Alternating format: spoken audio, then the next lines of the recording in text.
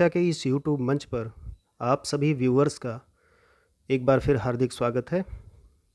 आज हम सीटेट 2011 के पेपर 2 के सीडीपी सेक्शन के 30 प्रश्नों को हल करते हुए उन पर अपनी समझ बनाने का प्रयास करेंगे।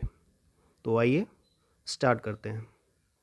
तो जैसा कि आप देख पा रहे हैं, वर्ष 2011 का पी सीरीज़ का ये पेपर है। तो आइए सीधे अपने प्रश्न पर चलते हैं।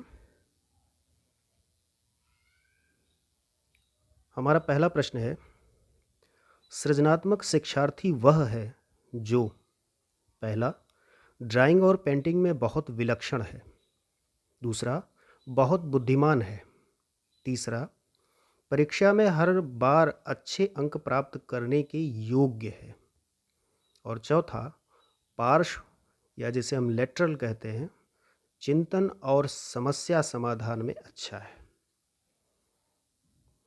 देखिए, प्रश्न जो है वो महत्वपूर्ण है और विश्लेषण के योग्य है, इसलिए थोड़े से विस्तार में इस प्रश्न को समझने की आवश्यकता है। और ऐसा मैं इसलिए कह रहा हूँ क्योंकि सभी प्रश्न विश्लेषण या एनालिसिस के नज़रिए से देखे जाएं तो उस योग्य नहीं होते, लेकिन इस तरह के प्रश्न जो मैंने अभी पढ़ा, इसमें कई सारे टर्म्स ऐसे शामिल हो जाते हैं कि जब तक आप उन पर अपनी समझ नहीं बनाएंगे तो हमारी इस सॉल्व सीरीज़ का जो मकसद है वो पूरा नहीं हो पाएगा। तो आइए इसे समझने की कोशिश करते हैं। सबसे पहले हम प्रश्न और उसके विकल्पों में आए हुए कीवर्ड्स को कलेक्ट कर लेते हैं। जैसे पहला है सृजनात्मक, और उसके बाद इंटेलिजेंस, फिर आपका है ये मोस्ट इम्पॉर्टेंट है जो कि पार्श्व या लेटरल चिंतन जिसे कहते हैं, लेटरल थिंकिंग कहते हैं। इनको समझने के बाद हम इस प्रश्न पर आते हैं। तो सबसे पहले हम समझते हैं कि चिंतन क्या है। चिंतन, देखिए, चिंतन जो है वो एक जटिल संज्ञानात्मक प्रक्रिया है जिसमें संवेदना यानी सेंसेशन, प्रत्यक्षीकरण परसेप्शन, प्रत्यय का निर्माण, आपका पूर्व अधिगम, आपकी स्मृति, ये सब समाहित होती है। और यही खास वजह है कि चिंतन के कारण ही मनुष्य अन्य प्राणियों से श्रेष्ठ माना जाता है। इस संबंध में रास महोदय कहते हैं कि चिंतन ज्ञानात्मक पक्ष में होने वाली मानसिक क्रिया है। एकदम सरल भाषा में या सरल रूप में हम अगर बात करें, मान लीजिए कि मैं आपसे एक सवाल करूं कि वर्तमान भारतीय राजनीतिक परिदृश्य को आप किस ओर जाता देखते हैं, या विदेश नीति को किस ओर आप कैसा पाते हैं आप, या उसकी आर्थिक नीति से कितने संतुष्ट हैं आप।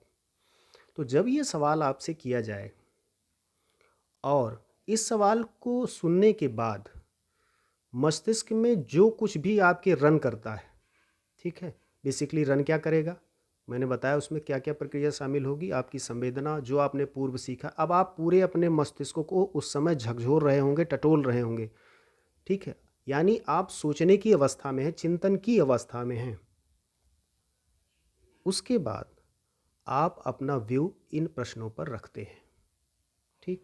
तो जब आप उस अवस्था में थे, जब आप सोच विचार कर रहे थे, वही चिंतन कहलाता है, एक सरल और आम भाषा में, ठीक है। अब चूंकि ये एक मानसिक प्रक्रिया होती है, ठीक है, तो इसे देखा नहीं जा सकता, ठीक है।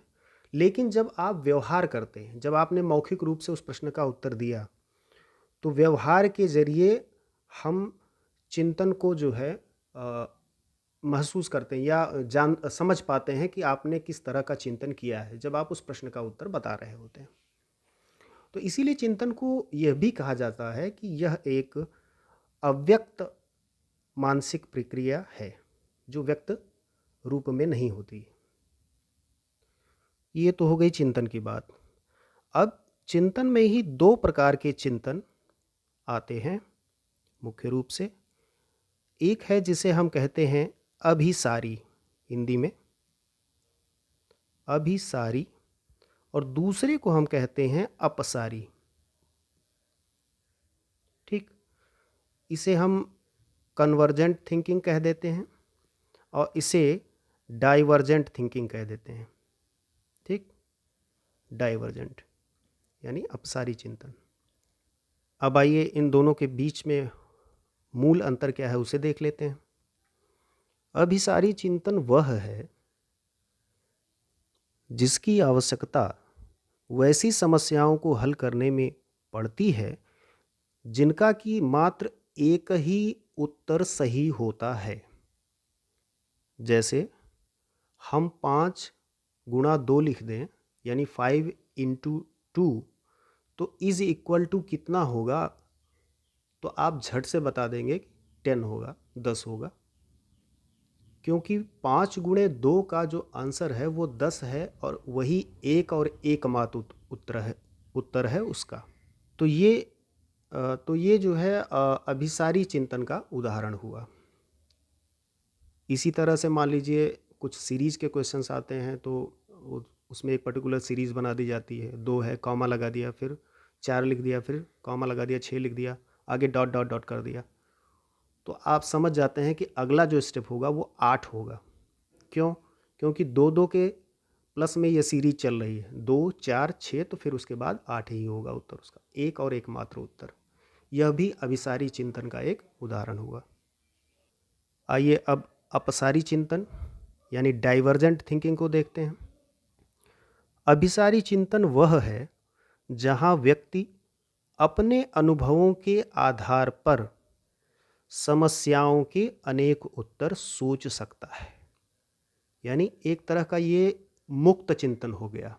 ठीक है, जहां अभिसारी चिंतन एक बद्ध चिंतन था, बंधा हुआ था एक ही उत्तर के पक्ष में, वहां अपसारी चिंतन जो डाइवर्जेंट थिंकिंग है वो मुक्त चिंतन हो गया। ठीक है, ओपन थिंकिंग हो गई, आप अनेकों प्रकार से उस पर विचार कर सकते हैं। जैसे एक आम जीवन से जुड़ा हुआ आपके समक्ष एक सरल उदाहरण रखना ठीक होगा।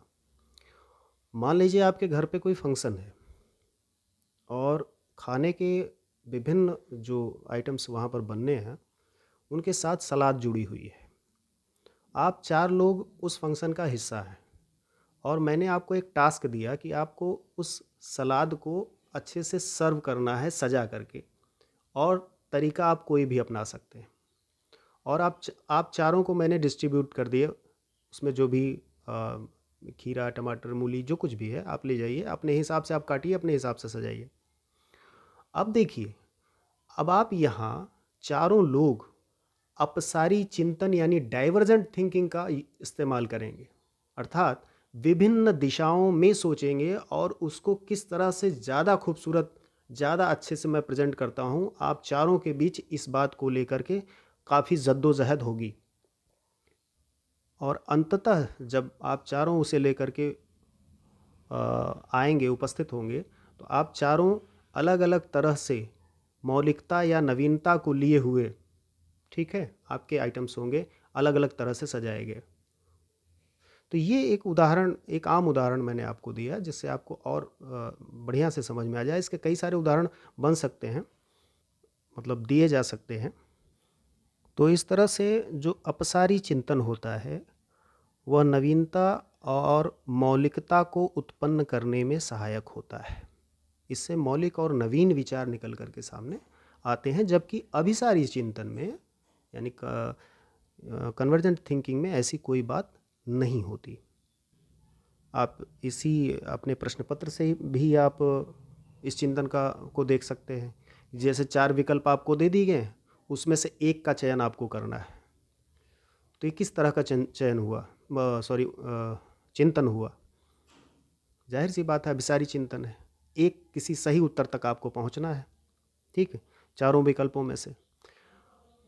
और इसी से जोड़ करके अगर मैं देखूं, मान लीजिए रिटन पेपर होता और एक आपको गद्यांश दिया गया होता और वहाँ केवल एक सवाल ये पूछा जाता कि इस गद्यांश का उपयुक्त शीर्षक क्या हो सकता है। तो जैसे पिछले अभी पेपर में हम लोगों ने पढ़ा था, तो वहाँ सोहनलाल द्विवेदी जी की एक कविता आई हुई थी, जागरण गीत है वो। अब उस पर अगर कोई शीर्षक बनाने को कह दे तो आप 5-7 लोग जो भी उस एग्ज़ाम में एग्ज़ाम मान लीजिए दे रहे हैं, 10 लोग दे रहे हैं, तो 10 लोगों के विचार भिन्न-भिन्न होंगे। अलग-अलग वे में वो सोचेंगे, चूँकि उनके सामने विकल्प तो है नहीं। उनको रिटन में ये बताना है कि क्या शीर्षक हो सकता है। तो ज़ाहिर-सी बात है कि कोई जागरण लिख देगा, कोई कि कवि जगाना चाह रहा है लोगों को, किसी ने जागृति लिख दिया, कोई अन्य भाव समाहित कर सकता है। तो इस तरह से यहाँ जो थिंकिंग चल रही है उन 10 लोगों के बीच में, वो डाइवर्जेंट थिंकिंग है। उसके हिसाब से वो अपना-अपना उत्तर दे रहे हैं।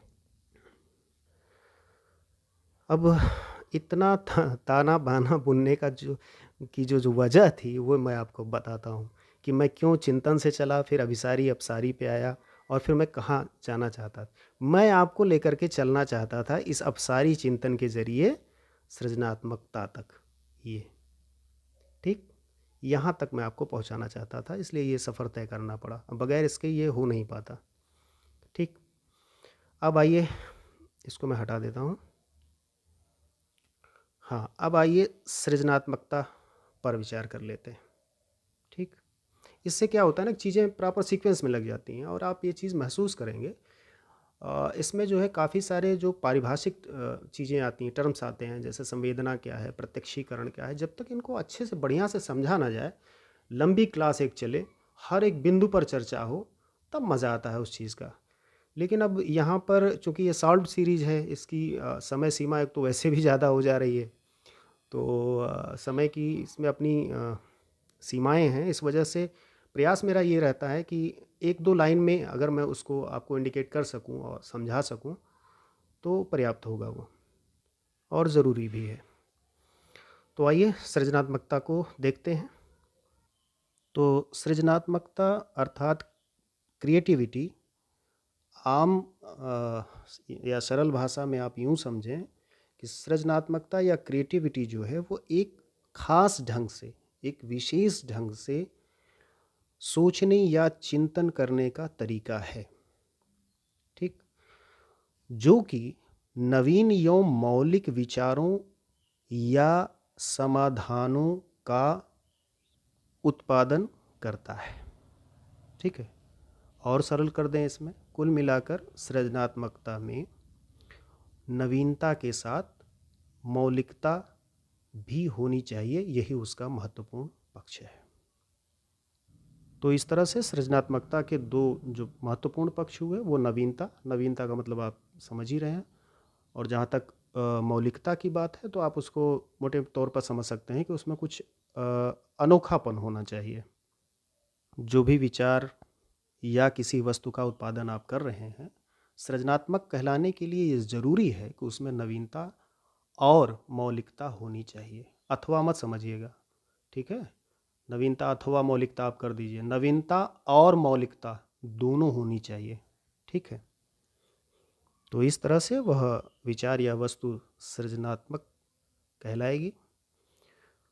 अब देखते हैं, प्रश्न पर आगे बढ़ते हैं। पहला ऑप्शन आपका है कि ड्राइंग और पेंटिंग में बहुत विलक्षण है, ठीक है? पहला ऑप्शन। इसलिए ड्राइंग और पेंटिंग में बहुत विलक्षण है, इसलिए वह सृजनात्मक विद्यार्थी उसको हम कहेंगे, ठीक है? तो देखिए, इस विकल्प ने सृजनात्मकता की डिफिनीशन को, उसकी परिभाषा को सीमित कर दिया, ठीक? ड्राइंग और पेंटिंग तक ला कर के ही छोड़ दिया, जबकि मैंने आपको बताया कि किसी भी तरह का विचार या किसी भी तरह का वस्तु का उत्पादन जिसमें मौलिकता या नवीनता है, मौलिकता और नवीनता है, वह सृजनात्मकता के अंतर्गत आएगा। तो ये ऑप्शन आपका पहला खारिज हो गया, ठीक? फिर से हम इसको यहाँ पे लिख देते हैं, ये खारिज हो गया, ठीक? दूसरा बड़ा मज़ेदार विकल्प बनाया इन्होंने। अब देखिए, यहाँ हमें दूसरा विकल्प मिल रहा है, बहुत बुद्धिमान। अब बुद्धि को हमें सृजनात्मकता से रिलेट करके देखना होगा, तभी ये विकल्प, चूँकि कई लोग इस विकल्प पर जाएंगे, ठीक है? मैं दावा कर सकता हूँ कि जाएंगे, जिन्हें इस समझ का बोध नहीं होगा कि बुद्धि में और सृजनात्मकता में संबंध किस तरह का है। और कहाँ तक का है। तो आइए इसे गहराई से समझ लेते हैं। और ये प्रश्न बहुत ही महत्वपूर्ण है।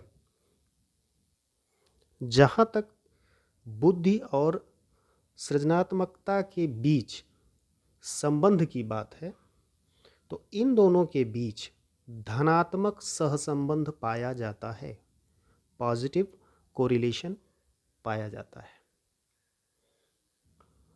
अब सवाल यहाँ उठता है कि धनात्मक संबंध किस तरह का, कैसे होता है। तो जहाँ दो के बीच ऐसा संबंध यानी धनात्मक संबंध होता है, वहाँ किसी एक के बढ़ने पर दूसरा भी वृद्धि करता है, बढ़ता है, और एक दूसरे वाले के घटने पर फिर पहला वाला भी घटने लगता है। यानी अगर एक की वृद्धि हो रही है तो दूसरे की भी होगी, और अगर एक घट रहा है तो दूसरा वाला भी घटता चला। यही धनात्मक सहसंबंध है। लेकिन इन दोनों के बीच मज़ेदार बात क्या है, अब वो यहाँ से स्टार्ट हो रही है। कुछ रिसर्चेस किए गए जिसमें कई नाम आते हैं, जैसे बेरोन का आता है, रिपल का आता है, जैक्सन महोदय हैं उसमें। इन लोगों ने जब रिसर्च किया तो ये पाया कि एक साधारण स्तर तक, ठीक है, मान लें हम अगर बुद्धिलब्धि के हिसाब से देखें, ठीक है, इंटेलिजेंस क्वोशेंट के हिसाब से देखें, तो 110-20 के आसपास तक, यानी इस साधारण स्तर तक या 110 के आसपास तक जाने पर सृजनात्मकता का बुद्धि के साथ धनात्मक संबंध बना रहता है। सामान्य रूप से हम इसे देखें तो मान लें कि कुल मिलाकर सृजनात्मकता के लिए यह एक साधारण बुद्धि का होना, बुद्धि स्तर का होना आवश्यक है। ये बात यहाँ कही जा रही है। लेकिन जैसे ही हम बुद्धि लब्धि के ऊपरी सीमा पर या ऊपरी छोर पर पहुँचते हैं, 130-40, ठीक है, जो कि प्रतिभाशाली बालकों के संदर्भ में बात की जाती है कि उनका आईक्यू इतना होता है, तो जब वहाँ तक बुद्धि लब्धि पहुँचती है तो ऐसी दशा में मज़ेदार बात यह है कि सृजनात्मकता से का बुद्धि से जो संबंध है वह समाप्त हो जाता है। यानी कि उस स्तर पर सृजनात्मकता बुद्धि से स्वतंत्र, इंडिपेंडेंट हो जाती है।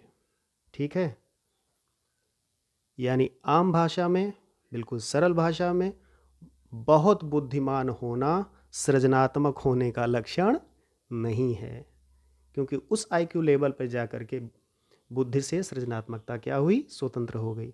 तो देखिए कितना मज़ेदार विकल्प पेपर सेट करने वाले ने दिया कि उन्होंने बुद्धिमान है अगर लिखा होता तब तो यह मामला फंस जाता फिर कि भाई एक साधारण स्तर तक बुद्धिमान होना ज़रूरी है, लेकिन बहुत बुद्धिमान उन्होंने लिख दिया जानबूझ करके।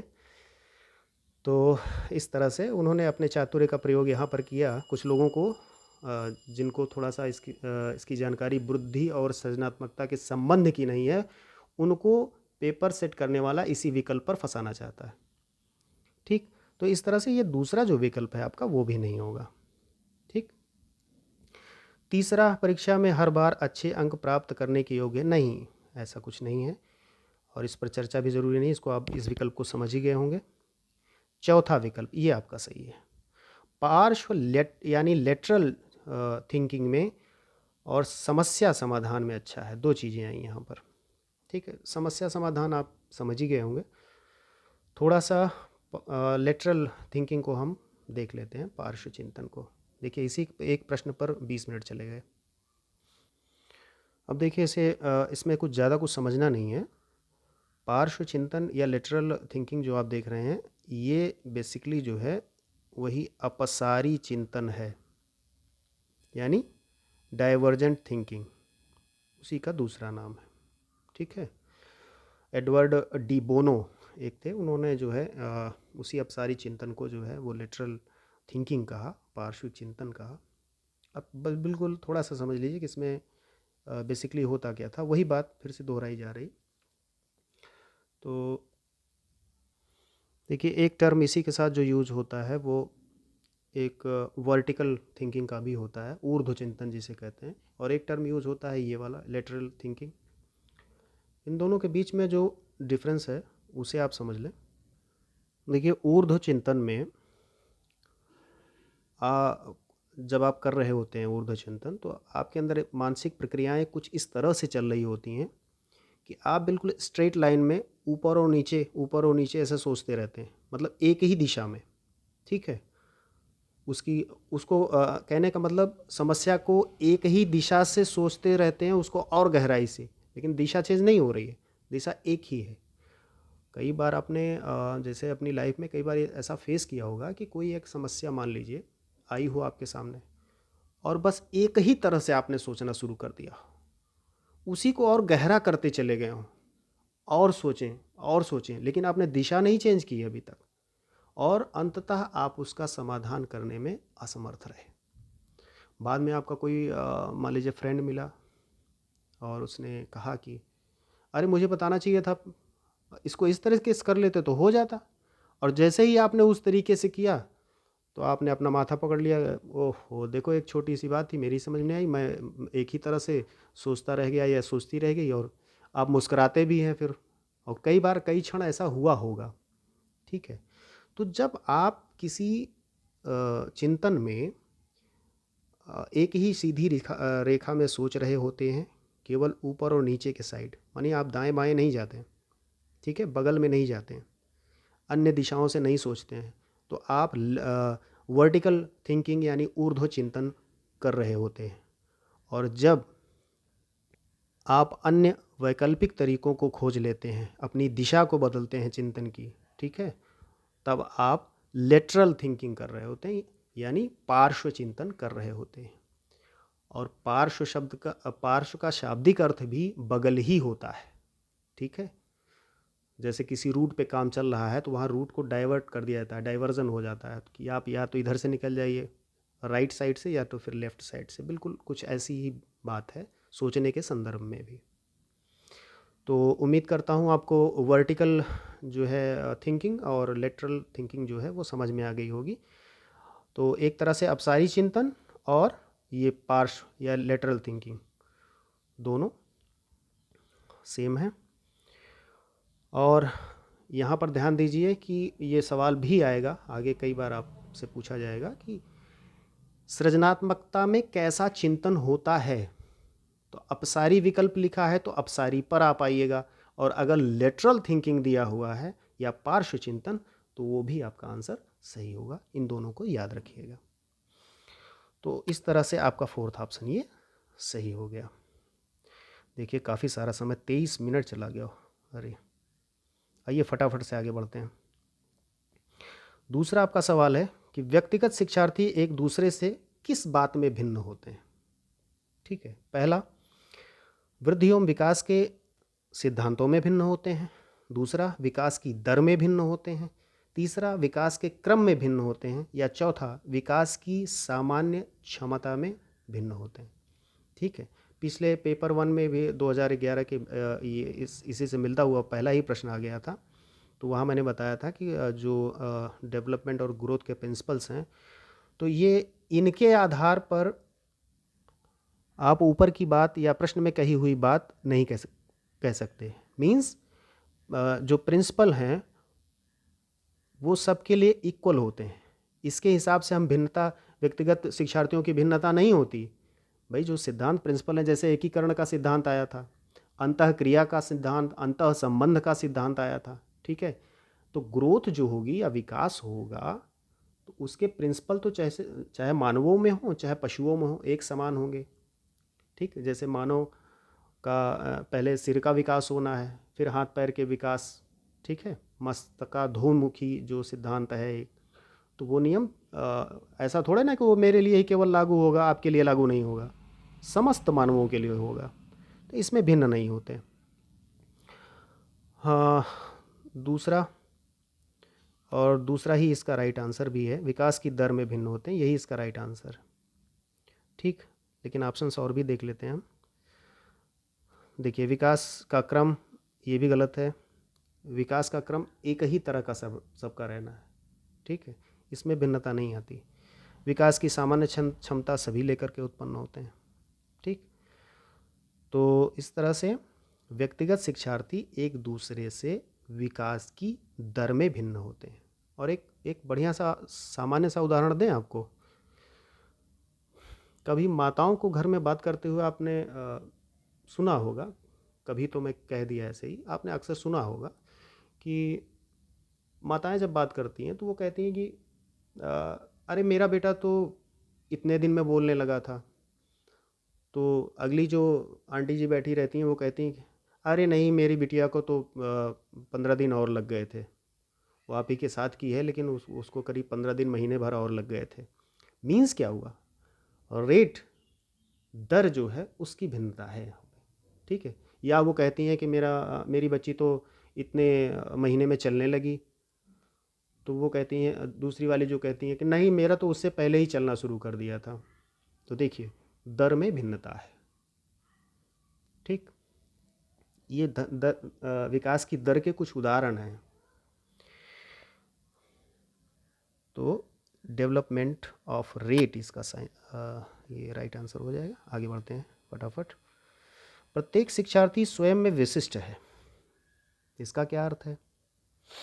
आइए देखते हैं। पहला, कोई भी दो शिक्षार्थी अपनी योग्यताओं, रुचियों और प्रतिभाओं में एक समान नहीं होते। बिल्कुल फैक्ट बात है ये। ठीक है, कोई भी शिक्षार्थी कहिए, लर्नर कहिए या व्यक्ति कहिए, योग्यता, रुचि और प्रतिभा भिन्न भिन्न हुआ करती है। आपकी कुछ हो सकती है, मेरी कुछ है, हाँ, हमारे पड़ोसी की कुछ और हो सकती है। ये बिल्कुल फैक्ट बात है। लेकिन आइए अन्य विकल्पों को भी देख लेते हैं कि शिक्षार्थियों में न तो कोई समान विशेषताएं होती हैं और ना ही उनके लक्ष्य समान होते हैं। नहीं भाई, ऐसा नहीं। ठीक है, लक्ष्य समान हो सकते हैं, क्यों नहीं हो सकते? भाई मेरा टीचर बनने का सपना है तो आपका भी टीचर बनने का सपना हो सकता है या लक्ष्य हो सकता है। सपना मीन्स लक्ष्य। ठीक है, हम दोनों एक साथ काम कर सकते हैं। अंतर कहाँ आएगा? अंतर आएगा सिर्फ आपकी जो एबिलिटी है उसमें। आपके पढ़ने का तरीका कुछ और हो सकता है, मेरा कुछ और। आप सेलेक्टेड कुछ टॉपिक्स पढ़ सकते हैं क्योंकि आपने उस एग्ज़ाम को उसके पॉइंट ऑफ व्यू से समझ लिया है, और शायद हम उतना नहीं पकड़ पा रहे हैं तो हम कुछ ज़्यादा ही गहराई में ताने बाने बुनते चले जा रहे हैं और कुछ उलझुल चीज़ें ऐसी भी पढ़ डाल रहे हैं जो हमारे काम की नहीं है। ठीक है, ये अंतर है। तो लक्ष्य समान हो सकते हैं, ऐसा थोड़े है कि ना ही उनके लक्ष्य समान होते हैं, ना कोई विशेषताएं समान होती हैं। विशेषताएं भी समान हो सकती हैं, इसके भी तमाम उदाहरण आसपास देखे जाते हैं। ठीक, तीसरा, सभी शिक्षार्थियों के लिए एक समान पाठ्यचर्या संभव नहीं है। इस वजह से प्रत्येक जो शिक्षार्थी है वो स्वयं में विशिष्ट है। ठीक है, तो पाठ्यचर्या संभव नहीं है, इस आधार पे हम प्रत्येक शिक्षार्थी का विशिष्ट होना सही नहीं मानेंगे। क्यों नहीं मानेंगे? क्योंकि पाठ्यचर्या तो स्वयं सबको समाहित करने की बात करती है। हाँ, भिन्न भिन्न विधियों या तरीकों को अपनाती है वो। ठीक है, तो इस आधार पर ये कह देना कि पाठ्यचर्या हम उपलब्ध सबको एक समान पाठ्यचर्या उपलब्ध नहीं करा सकते इसलिए बच्चा विशिष्ट है, तो ये ठोस वजह नहीं है कोई उसकी। चौथा, एक विषम रूपी कक्षा में शिक्षार्थियों की क्षमताओं को विकसित करना असंभव है। ठीक है, देखिए विषम रूपी कक्षा आया है, इसका इंग्लिश वर्जन देख लीजिएगा। हेट्रोजीनियस क्लास है। एक होमोजीनियस टर्म आता है, एक हेट्रोजीनियस आता है। होमोजीनियस यानी समरूपी कक्षा, जहाँ योग्यताएं लगभग समान है, लगभग समझ लीजिए 99% से इक्वल हैं लगभग, तो होमोजीनियस हो जाएगा। सामाजिक आर्थिक सारे क्षेत्रों के हिसाब से देखें तो, सारे और बुद्धि के हिसाब से। हेट्रोजीनियस वो हो जाती है जो विषम रूपी कक्षा है, अलग औसत बुद्धि के, कुछ सामान्य बुद्धि के, कुछ उच्च बुद्धि के, सब उसी में समाहित हैं। ठीक है, तो उसी को हम विषम रूपी कक्षा कहते हैं। तो एक विषम रूपी कक्षा में शिक्षार्थियों की क्षमताओं को विकसित करना असंभव है। ठीक है, तो ऐसा तो भैया बिल्कुल है ही नहीं। पहली बात, इंक्लूसिव एजुकेशन इसको नकारती है, हमारी पाठ्यचर्या इसका समर्थन नहीं करती। तो इसके आधार पर हम ये कह दें कि ये प्रत्येक विद्यार्थी स्वयं में शिक्षार्थी विशिष्ट है? बिल्कुल नहीं। तो इस तरह से हमारा जो पहला आंसर है वही राइट आंसर है हमारा। कि कोई भी दो शिक्षार्थी अपनी योग्यताओं, रुचियों और प्रतिभाओं में एक समान नहीं होते। ठीक, आइए आगे बढ़ते हैं।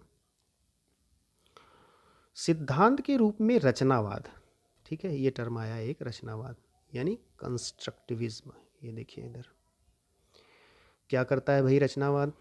तो पहला कह रहे हैं एक प्रिंसिपल के रूप में, मतलब क्या करेगा वो, अनुकरण की भूमिका पर केंद्रित है। दूसरा, दुनिया के बारे में अपने दृष्टिकोण निर्मित करने में शिक्षार्थी की भूमिका पर बल देता है। हाँ, अच्छी बात कही आपने। और यही मूल सिद्धांत कह लें या प्रिंसिपल कह लें, ठीक है, यही है रचनावाद का। ये तो सेकंड ऑप्शन राइट है। और भी, लेकिन मैं आगे पढ़ देता हूँ। सूचनाओं को याद करने और पुनः स्मरण द्वारा जांच करने पर बल देता है। नहीं, कोई इसी तरह की घटना को तो नकारता है ये। अभी बात करते हैं हम कि रचनावाद क्या है। और चौथा है शिक्षक की प्रभुत्वशाली भूमिका पर बल देता है। नहीं भैया, शिक्षक को तो ये गॉड, या समझ लीजिए कि एक टर्म आता है, क्या है वो, भूल गया मैं। फैसिलिटेटर, सुविधा प्रदाता, ठीक है। तो प्रभुत्वशाली वाली टाइप की भूमिका नहीं रहती रचनावाद में शिक्षक की, वो फैसिलिटेटर है, सुविधा प्रदाता है, ठीक है। रचनावाद यानी कंस्ट्रक्टिविज्म में इसी। और पूरा एनसीएफ आपका नेशनल करिकुलम फ्रेमवर्क यानी राष्ट्रीय पाठ्यचर्या रूपरेखा 2005 इसी रचनावाद पर ही बल देती है पूरा, ठीक है। तो इसलिए थोड़ा रचनावाद को समझना जरूरी है। बस दो पंक्तियों में हम इसे समझते हैं। देखिए, रचनावाद कहता है बिल्कुल स्पष्ट कि शिक्षार्थी केवल निष्क्रिय रूप से जानकारी लेने के बजाय वह ज्ञान का निर्माण या ज्ञान की रचना करता है। यही है रचनावाद। बस वो ज्ञान की रचना पर बल देता है। किसके द्वारा? शिक्षार्थी के स्वयं के द्वारा। बाकी लोगों को वो कहता है, पूरी शिक्षा व्यवस्था को, कि आप उसे सुविधा या तरीका आप मुहैया कराइए, करेगा वही सब कुछ, ठीक है। जीन पियाजे तक ने बच्चों को सक्रिय मान करके कहा कि आप उनको सीखने दीजिए, वो अपने ज्ञान की संरचना स्वयं करेंगे, ठीक है। तो ये रहा रचनावाद, और इसलिए सेकंड ऑप्शन हमारा सही होगा। दुनिया के बारे में अपना दृष्टिकोण निर्मित करने में शिक्षार्थी की भूमिका पर बल देता है ये। और इस तरह ये पहला ऑप्शन आपका नहीं होगा। अनुकरण जैसी कोई बात कहीं आती ही नहीं। रचनावाद को 2 लाइन में मैंने आपको बताया, बस यही इतना सामान्य रूप से। आगे देखते हैं। तो इसका सेकंड ऑप्शन सही हो गया। क्वेश्चन नंबर 5, अवधारणाओं का विकास मुख्य रूप से किसका हिस्सा है? ठीक है, यहाँ देख लीजिएगा, डेवलपमेंट ऑफ कॉन्सेप्ट। कॉन्सेप्ट का जो विकास है, अवधारणा का, वो किसका हिस्सा है मुख्य रूप से? तो पहला है संवेगात्मक विकास, दूसरा बौद्धिक विकास, तीसरा शारीरिक विकास और चौथा सामाजिक विकास। देखिए, अवधारणा जो है वो आपके बौद्धिक विकास से जुड़ी हुई है। अवधारणाओं का विकास जो है वो मुख्य रूप से बौद्धिक विकास का ही हिस्सा है। अब यहाँ अवधारणा को समझे बगैर भी प्रश्न के आगे बढ़ जाना ठीक नहीं होगा, तो थोड़ा सा समझ लेते हैं, ये न्यायसंगत भी है। देखिए, अवधारणा या संकल्पना, प्रत्यय, ये नाम जो है हिंदी में आते हैं। इसीलिए मेरा बीच बीच में सुझाव आपको मैं देता रहता हूँ कि जब कोई पारिभाषिक शब्द आए तो वहाँ आप हिंदी नाम को नहीं बल्कि उसके इंग्लिश टर्म को आप कंसीडर करें, तो आपके लिए कभी भ्रम की स्थिति नहीं बनेगी, ठीक है। तो आइए अवधारणा को समझने के लिए एक परिस्थिति का निर्माण करते हैं। पहले जैसे बालक जब किसी पालतू जानवर को देखता है, मान लीजिए पर्टिकुलर एक जानवर है, और माता पिता के द्वारा या भाई बहन के द्वारा संकेत किया जाता है, जब वो यह पूछता है कि क्या है, तो बताते हैं लोग कुत्ता है।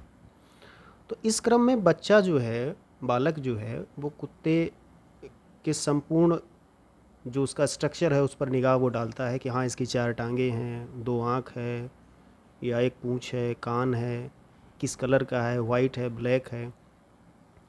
तो इस तरह से यह जो उसका आरंभिक ज्ञान है, यह वह जिस कुत्ते को देख रहा है उसी एक पर्टिकुलर कुत्ते तक उसका आरंभिक ज्ञान सीमित रहता है। इसके बाद जब वह अन्य कुत्तों को देखता है, डॉग्स को देखता है, तो धीरे धीरे उसके मन में कुत्तों से संबंधित एक सामान्य विचार बनने लगता है और तब वह कुत्तों का अन्य जानवरों से भेद करके पहचानना सीख लेता है। बालक के मन में बनने वाले इस सामान्यीकृत विचार को या जनरलाइज्ड जो पैटर्न है उसको ही कॉन्सेप्ट या अवधारणा या प्रत्यय कहते हैं। इसी प्रकार से बच्चा तमाम अन्य सारी जो वस्तुएं हैं, व्यक्ति है, घटना है, इनके संदर्भ में भी अपने कॉन्सेप्ट का जो निर्माण है वो करता है। अब जैसे जैसे बालकों का बौद्धिक विकास होता जाता है तो उनके जो कॉन्सेप्ट हैं वो अधिकाधिक एब्स्ट्रैक्ट होते चले जाते हैं, यानी अमूर्त होते चले जाते हैं। पहले मूर्त होते हैं, वो मूर्त से अमूर्त में बदल जाते हैं। कैसे? जैसे पिछले उदाहरण में जब बालक विभिन्न कुत्तों को देखता है पहले कुत्ते को देखने के बाद, तब वह परिस्थितियों को समझबूझकर तथा व्यवहार करने के लिए उनके विशिष्ट गुणों को अलग कर देता है। किसके विशिष्ट गुण को? जब पहली बार उसने पहले कुत्ते को देखा था तब। और अब क्या होता है, जब ये अलगाव हो जाता है तो सामान्य गुणों को बच्चा जो है एकीकृत कर लेता है या एकत्रित कर लेता है, ठीक है, जो जिससे कि सामान्य प्रत्यय का निर्माण होता है। कहने का तात्पर्य, अब कुत्ते के शब्द को सुनने, बोलने, पढ़ने या लिखने मात्र से ही बालक के मन में कुत्ते की सामान्य विशेषताएं समझ में आ जाती हैं, ठीक है। तो इससे एक चीज़ क्लियर हो जाती है कि जब कॉन्सेप्ट का निर्माण होता है तब व्यक्ति जो है खुद को एट लास्ट शब्द के साथ यूनिफाइड कर लेता है, यानी व्यक्ति जो है शब्द के साथ स्वयं को एकाकार कर लेता है, ठीक। तो उम्मीद है कि कॉन्सेप्ट आपको समझ में आ गया होगा कि कॉन्सेप्ट का निर्माण किस प्रोसेस के ज़रिए होता है। जब हम चीज़ों को सामान्यीकृत कर ले जाते हैं तो वही रूप है कॉन्सेप्ट का। इसमें देखिए एक शब्द नीचे और मैं बस 2 मिनट का समय लूँगा। संवेग एक शब्द आया है, उसको भी आप जान लीजिए, ठीक। अवधारणा हो गया संवेग। संवेग जिसे हम अंग्रेजी में, इंग्लिश में जो है वो इमोशन कहते हैं, जैसा कि इसका आप शाब्दिक अर्थ ही देख रहे हैं, हिंदी भाषा में ही देखें तो संवेग यानी समधन वेग, जिसमें जो वेग या गति से युक्त है, ठीक है, वही संवेग है। तो सरल भाषा में संवेग जो है वो व्यक्ति की गति में या आवेश में आने की स्थिति है। दूसरे शब्दों में अगर हम कहें तो संवेग एक ऐसी आत्मनिष्ठ अवस्था है, सब्जेक्टिव जो है वो अवस्था है, स्टेज है, जिसमें कुछ शारीरिक उत्तेजनाएं पैदा होती हैं और फिर कुछ खास व्यवहार होते हैं। जैसे क्रोध है, भय है, प्रसन्नता है, दुख का भाव है, ठीक है, ये तमाम प्रकार की संवेदनाएं हैं। अब कुछ लोगों ने 6 मानी, कुछ 10 मानते हैं, 8 मानते हैं, सबके अपने अपने मतांतर हैं, वो डिबेट है, उस पर हम फिर कभी जब विस्तार से संवेगों पर पूरी विस्तृत चर्चा होगी तो वहाँ ये बात की जाएगी। आत्मनिष्ठ या सब्जेक्टिव संवेग को इसलिए कहा गया है क्योंकि वो एक व्यक्ति से दूसरे व्यक्ति में भिन्न होता है, संवेग का अनुभव, इसलिए हम उसे सब्जेक्टिव या आत्मनिष्ठ कहते हैं।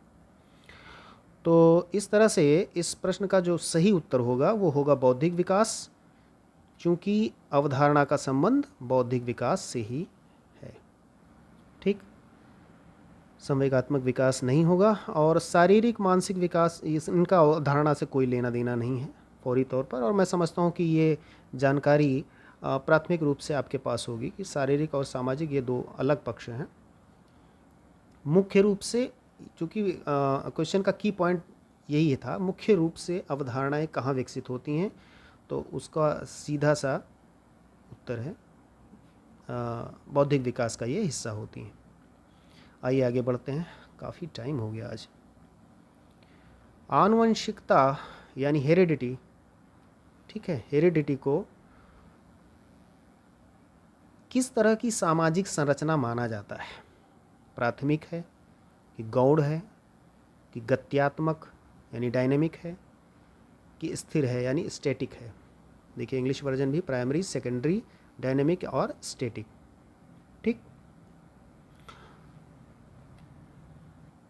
तो देखिए हेरिडिटी बनाम एनवायरनमेंट, ये डिबेट चला करती रही काफ़ी दिनों तक, पर अंततः इस बात पर लगभग सभी का समर्थन हो गया कि जो व्यक्तित्व का विकास है बच्चे का, या हम केवल विकास कह लें कि जो डेवलपमेंट है वो आनुवंशिकता और वातावरण यानी हेरिडिटी और एनवायरनमेंट दोनों के परस्पर अंतःक्रिया करने से बनता है। ठीक, उसी में से एक पार्ट यानी हेरिडिटी से ये सवाल आ गया है। तो यहाँ जो इसका उत्तर होगा वो देखिए ये स्थिर होगा, चौथा यानी स्टैटिक होगा। अब यहाँ अन्य विकल्पों को भी देख लीजिए। प्राथमिक और गौड़ जैसा कोई भेद प्रभेद, ठीक है, ये और ये दोनों, कोई इस तरह का भेद नहीं किया जाता है दोनों में। ठीक है, काफ़ी सारी डिबेट चली कि नहीं हम वातावरण ज़्यादा सहायक होता है डेवलपमेंट में। कुछ लोगों ने कहा नहीं, पहले जो जीन्स इत्यादि मिल जाते हैं हमको अपने पूर्वजों से, उसका बड़ा इफ़ेक्ट होता है, उसके आधार पर ये डिसाइड हो जाता है कि नहीं इनको भविष्य में क्या बनना है और क्या करना है। ठीक है, तो इस तरह का कोई प्राइमरी और सेकेंडरी डिवाइडेशन नहीं है इन दोनों के बीच में, हेरिडिटी और एनवायरनमेंट में।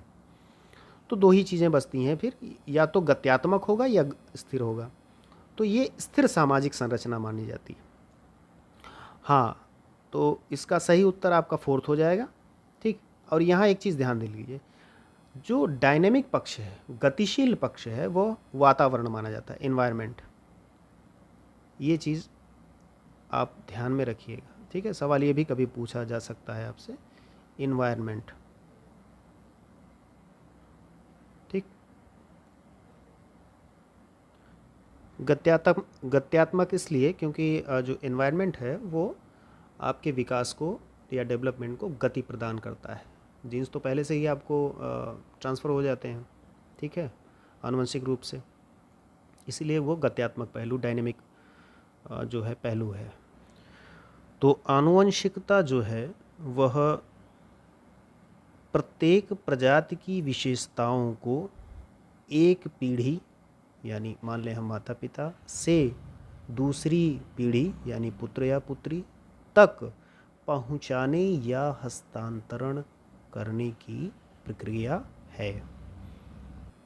अब मैं यहाँ आपको स्पष्ट कर दूं कि आनुवंशिकता स्थिर सामाजिक संरचना कैसे हुई और वातावरण गत्यात्मक कैसे हुआ। ठीक है, बहुत महत्वपूर्ण है, ध्यान से सुनिएगा। ऐसा विश्लेषण उम्मीद है कि आपको ना मिले कहीं किसी और प्लेटफॉर्म पर। जैसा कि हम जानते हैं कि आनुवंशिकता में जीन्स के जरिए एक पीढ़ी से दूसरी पीढ़ी को जो विशेषताएं हैं वो हस्तांतरित की जा रही हैं। ठीक, तो मान लीजिए कि एक छोटे कद के जीन से युक्त कोई व्यक्ति है, ठीक है, और वह अच्छे खासे पोषण या परिवेश में ऐसे है जहाँ उसका पोषण अच्छे से हो जा रहा है, फिर भी वह सामान्य से अधिक लंबा होने में सक्षम नहीं होगा कभी भी। तो इससे क्या प्रदर्शित होता है? इससे ये प्रदर्शित होता है कि जीन जो हैं वो सीमाओं को निर्धारित कर देते हैं, ठीक है, उसकी एक सीमा बांध देते हैं, उसमें स्थिरता होती है। अब गत्यात्मक पहलू कैसे हुआ? परिवेश। लेकिन परिवेश जो है, जब वो छोटे कद का व्यक्ति उस परिवेश में आता है, इन्वायरमेंट में आता है, तो वह परिवेश इसी सीमा के अंदर, ठीक है, जो उसकी सीमा बंध गई जीन्स के जरिए, इसी सीमा के अंतर्गत परिवेश विकास को प्रभावित कर देता है। यही उसका गत्यात्मक पहलू हुआ। ठीक, उम्मीद है कि पूरी तरह आपको ये चीज़ यहाँ स्पष्ट हो गई होगी। आइए, समय काफ़ी ज़्यादा हो रहा है, इसलिए थोड़ा तेज़ी से आगे बढ़ते हैं। अगला है, सबसे अधिक गहन और जटिल समाजीकरण होता है। ठीक, समाजीकरण यानी सोशलाइजेशन व्यक्ति के पूरे जीवन में, यानी कि पूरे जीवन भर सबसे अधिक गहन और जटिल समाजीकरण होता चलता रहता है? नहीं, ऐसा बिल्कुल नहीं है। जब हम वृद्धि और विकास का चैप्टर पढ़ेंगे और सामाजिकरण को उसके साथ जोड़ेंगे, रिलेट करेंगे, तो वहाँ इन चीज़ों को और अच्छे से समझा जाएगा। ठीक है। और सेकंड ऑप्शन है किशोरावस्था के दौरान। हाँ, बिल्कुल, यही उत्तर भी आपका सही है। पूर्व बाल्यावस्था में नहीं, प्रौढ़ावस्था में के दौरान सबसे अधिक गहन और जटिल होता है। नहीं, प्रौढ़ावस्था के दौरान सामान्य रूप से देखा जाए तो आसान सामाजिकरण हो जाता है।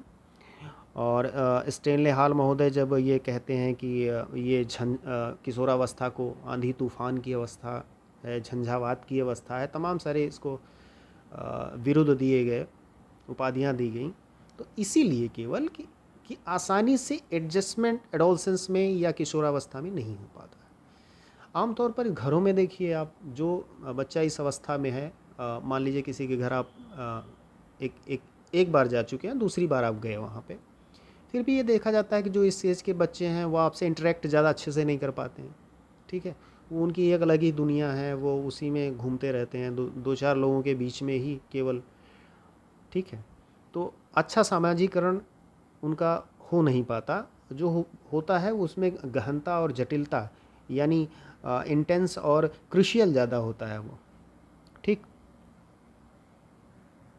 तो इस प्रश्न का ज़्यादा विश्लेषण करने की ज़रूरत नहीं, प्रश्न सामान्य है। थोड़ा सा समाजीकरण को हम समझ लेते हैं, सोशलाइजेशन को। तो समाजीकरण जो है एक प्रोसेस है, प्रक्रिया है।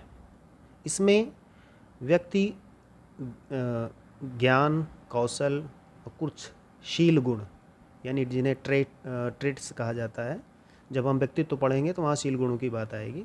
तो नॉलेज, स्किल और ट्रेट्स को जो है वो एक्वायर करता है, अर्जित करता है। ठीक है, और उनको समाज और जो समूह में, इससे क्या होता है कि वो समाज या समूह में प्रभावशाली सदस्यों की तरह, जो अन्य प्रभावशाली सदस्य हैं, जैसे उसके माता पिता हो गए, अन्य लोग हो गए, तो उन्हीं प्रभावशाली सदस्यों की तरह ये जो स्किल्स हैं, ज्ञान है, कौशल है, उसको समूह में भाग लेने में सक्षम बना देती है। ठीक है, और देखा जाए तो जो महत्वपूर्ण भूमिका निभाते हैं समाजीकरण में, वो माता पिता, विद्यालय आदि होते हैं। तो जब कभी समाजीकरण की हम बात करेंगे तो वहाँ विस्तार से पूरा एक एक चीज़ को, कि समाजीकरण क्या है, इसमें संस्कृतिकरण भी आता है, पर संस्कृति ग्रहण भी आता है, कल्चरल लैग की बात होती है, वो सारी बातें विस्तार से वहाँ पर की जाएंगी। आइए जल्दी से आगे बढ़ते हैं। 8वां प्रश्न, शिक्षार्थी जो पहले सीख चुके हैं उसकी पुनरावृत्ति और प्रत्यास्मरण यानी रिकॉल में शिक्षार्थियों की मदद करना महत्वपूर्ण है। अब देखिए यहाँ मज़ेदार बात क्या हुई, इंग्लिश वर्जन में देखिए आप आर दिया हुआ है, नहीं, रिकैपिचुलेट और आर रिकॉल, और यहाँ इन्होंने और कर दिया। ठीक है, ये थोड़ी सी भ्रांति हो जाती है कभी कभी ट्रांसलेशन में। तो पुनरावृत्ति अथवा प्रत्यास्मरण।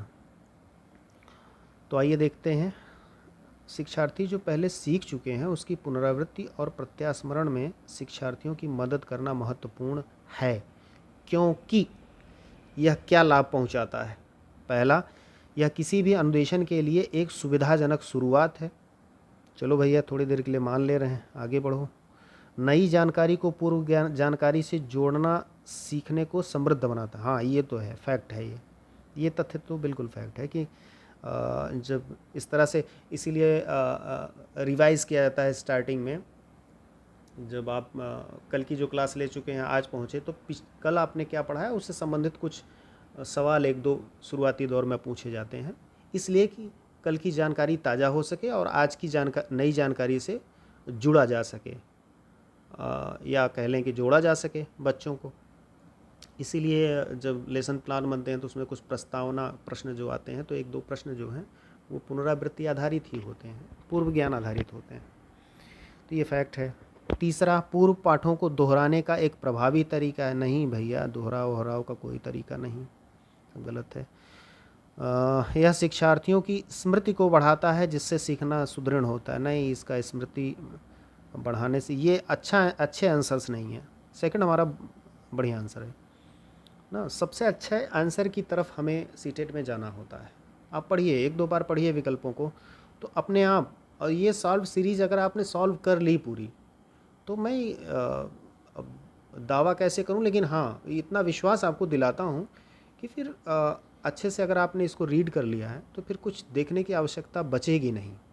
ठीक है, इतना एनालिसिस हो जा रहा है चीज़ों का। सवाल वही सब घूम फिर के आते रहते हैं, चाहे पेपर 1 हो चाहे पेपर 2 हो।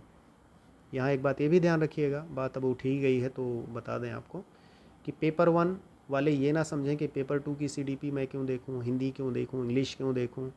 ठीक है, तो नहीं, आप देखिए, क्योंकि सारे सवाल बस थोड़ा बहुत अंतर के साथ दोनों में आते रहते हैं। ठीक, तो किसी चीज़ को मिस मत करिएगा आप। तो पहला था, यह किसी भी कक्षा अनुदेशन के लिए एक सुविधाजनक शुरुआत है। नहीं भाई, सेकंड ऑप्शन हमारा सही होगा। आगे बढ़ते हैं फटाफट। पियाजे के अनुसार विकास की पहली अवस्था यानी जन्म से लगभग 2 वर्ष आयु के दौरान बच्चा क्या सबसे बेहतर सीखता है। क्या मत कहिए किससे बेहतर, क्योंकि जो विकल्प है उसी हिसाब से बनाया गया है। किससे सबसे बेहतर सीखता है। ठीक है, पहली स्टेज की बात हो रही है जिसको हम सेंसरी मोटर स्टेज कहते हैं। ठीक है, सेंसरी मोटर स्टेज, संवेदीगामक अवस्था, इंद्रियों के प्रयोग द्वारा। पहला ऑप्शन ही सही हो गया हमारा। ठीक है, निष्क्रिय शब्दों के समझने द्वारा ऐसा कुछ नहीं है। अमूर्त तरीके से चिंतन तो लास्ट स्टेज में होता है, फोर्थ स्टेज में अमूर्त चिंतन वहाँ चलेगा। इसको फॉर्मल ऑपरेशनल स्टेज कहते हैं, फॉर्मल ऑपरेशनल स्टेज। ठीक है, तो ये चीज़ यहाँ होगी। भाषा के चौथा है, भाषा के नए अर्जित ज्ञान के अनुप्रयोग द्वारा। नहीं भाई, पहला ऑप्शन सही है हमारा। तो इसका जो है कौन सा आंसर, फर्स्ट सही। अब देखिए, ये पियाजे तो भाई बहुत विस्तृत टॉपिक है, इसलिए यहाँ एनालिसिस करना इसके साथ न्याय संगत भी नहीं है, क्योंकि पियाजे पे जब चला जाए तो फिर 2-2.5 घंटे क्लास चलनी चाहिए, तभी उसका मज़ा आता है। तो और महत्वपूर्ण है, हर बार आते रहते हैं ये। ठीक है, तो यहाँ हम छोड़ देते हैं इसको, क्योंकि समय भी हमें बचाना है। आगे बढ़ते हैं। सीखने का वह सिद्धांत जो पूर्ण रूप से और केवल अवलोकनीय व्यवहार पर आधारित है। ध्यान दीजिएगा, पूर्ण रूप से केवल अवलोकनीय यानी ऑब्जर्वेबल बिहेवियर पर आधारित है। तो सीखने के किस सिद्धांत से संबंध रखता है। देखिए, अवलोकनीय व्यवहार कभी भी आए इस तरह से, व्यवहार आया नहीं कि आप व्यवहारवादी पे चले जाइए। ठीक, कुछ सोचने की ज़रूरत नहीं है। व्यवहारवादी कहते हैं जो व्यवहार में दिखता है, ठीक है, उसी से सीखा जाता है सामान्य रूप से। और जहाँ तक पहले विकल्प की बात है संज्ञानवादियों की, अब संज्ञान पद को ही पहले परिभाषित किया जाए तो समझ में आए कि संज्ञान क्या होता है, फिर संज्ञान वाद क्या है, फिर संज्ञानवादी कौन कौन है। एक एक टर्म को पकड़ना जो है ना, स्टेप बाय स्टेप चलिए तो फिर उसका आनंद भी आता है। तो संज्ञान को समझे पहले, फिर संज्ञानवाद क्या है, संज्ञानवादी कौन कौन है। तो मोटा सा ये समझ लेते हैं कि संज्ञान जो है इसमें आपकी संवेदना, प्रत्यक्षीकरण, ये तमाम सारी चीज़ें, तर्क, ये सब जोड़ती हैं। तो उन सब के सम्मिलित रूप को हम संज्ञान कहते हैं। ठीक है, आइए इन चारों को ही बस एक एक पंक्ति में हम देख लेते हैं। देखिए, जो संज्ञानवाद है, ठीक, वह यह तर्क देता है कि लोगों के सोचने का तरीका उनके व्यवहार को प्रभावित करता है। कुल मिला करके मानसिक प्रक्रिया की तरफ उसका ज़्यादा जोर है, व्यवहार की तरफ कम। ठीक, यानी पहले एक मानसिक प्रक्रिया को जब आप अपनाते हैं, उसी के बाद तो आप व्यवहार शुरू करते हैं, बिहेवियर अपना शो करते हैं। जब आप चिंतन कर लिए मानसिक रूप से, तब आप उसको व्यवहार में परिणित करते हैं। तो जो संज्ञानवादी हैं, उनका ये तर्क रहता है कि लोगों के सोचने का तरीका उनके व्यवहार को प्रभावित करता है। ठीक, तो यहाँ पर मानसिक प्रक्रिया पर या संज्ञानात्मक पक्ष पर वो बल देते हैं। अब आइए व्यवहारवादियों को हम देखें। तो व्यवहारवादी जो है वह केवल वस्तुनिष्ठ रूप से देखने योग्य व्यवहारों पर ही केंद्रित रहता है। अब देखिए, संज्ञानवाद और व्यवहारवाद को अच्छे से समझ लीजिए। यहाँ व्यवहारवाद जो व्यवहार देख रहा है उस पर केंद्रित है, और संज्ञानवाद मानसिक पहलू पर, उसके संज्ञानात्मक पक्ष पर केंद्रित है। ठीक, ये दोनों के बीच अंतर है, और इसको आप स्पष्ट रूप से जानते रहिए। ये काम की चीज़ है, और ये आगे भी कुछ सवालों में इसकी चर्चा होगी, और कभी जब व्यवहारवाद और संज्ञानवाद की विस्तृत बात आई तो वहाँ भी हम नए सिरे से विस्तार से देखेंगे। अब आइए, ये हो गई बात संज्ञानवादी की और व्यवहारवाद। अब विकासवाद को देख लेते हैं, और रचनावाद की बात तो पीछे हम कर ही चुके हैं। ठीक है, जो ज्ञान के निर्माण की बात करता है बच्चे के द्वारा, तो इसकी पुनरावृत्ति की यहाँ आवश्यकता नहीं है। विकासवाद क्या है?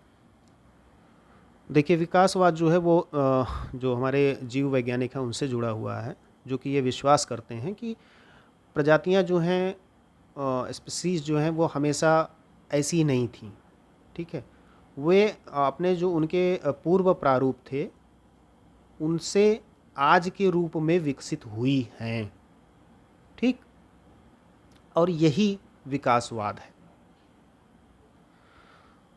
और तो इस तरह से ये 10 क्वेश्चन नंबर 10 का हमारा जो राइट आंसर होगा वो होगा व्यवहारवादी। और जहाँ संज्ञानात्मक वादियों की बात है, इसमें पियाजे वगैरह, वाइगोत्स्की आ जाएंगे। और व्यवहारवाद में आपके विलियम जेम्स का नाम आता है। ठीक है, सॉरी, जेबी वाटसन का नाम आता है। ठीक, तो ये आप ध्यान में रखिएगा। आइए अब आगे बढ़ते हैं तेज़ी से। 11वां सवाल, भारतीय समाज की बहुभाषिक विशेषता को, ठीक है, मल्टीलैंग्वेज जो कैरेक्टरिस्टिक है, उसको देखा जाना चाहिए, शुड बी। ठीक है, शुड बी। देखिए, शुड कैसा है और कैसा होना चाहिए, इसके बीच अंतर को आप समझा कीजिए, तब प्रश्न पर आपकी अच्छी पकड़ बनेगी और उसके अनुसार आप किसी उत्तर को पिक कर लेंगे आराम से।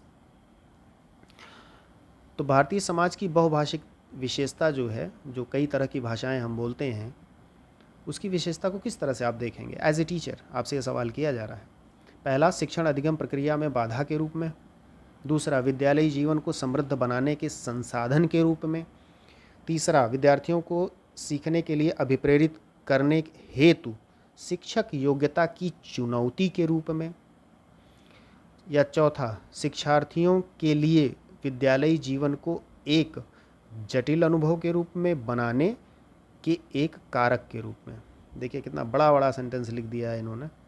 ठीक है, अब देखिए, जो हमारा पहला विकल्प है ये है के रूप में है। ठीक है, बाधा है, ठीक है, लेकिन हम उसको बाधा नहीं मानेंगे, क्योंकि हम उसको पॉजिटिव एस्पेक्ट में देखते हैं। हमारा कैरिकुलम फ्रेमवर्क उसे देखता है। ज़मीनी हकीकत क्या है वो एक अलग बात है, बाधा है, लेकिन हम बाधा के रूप में उसे लेंगे नहीं। इसीलिए प्रश्न में कहा उसने कि कैसे देखा जाना चाहिए, शुड बी का इस्तेमाल किया है, नहीं कहा उन्होंने। तो ये ऑप्शन हमारा जो है वो गलत हो जाएगा। ठीक है, इसको हम एलिमिनेट करेंगे पहला। दूसरा, विद्यालय जीवन को समृद्ध बनाने के संसाधन के रूप में, बहुत बढ़िया, और यही इसका सही विकल्प भी है। तीसरा देखिए, विद्यार्थियों को सीखने के लिए अभिप्रेरित करने हेतु शिक्षक योग्यता की चुनौती के रूप में, ठीक है, हम उसे मानेंगे नहीं। इस तरह की क्या शिक्षक योग्यता योग्य है कि नहीं हम चुनौती के रूप में माने?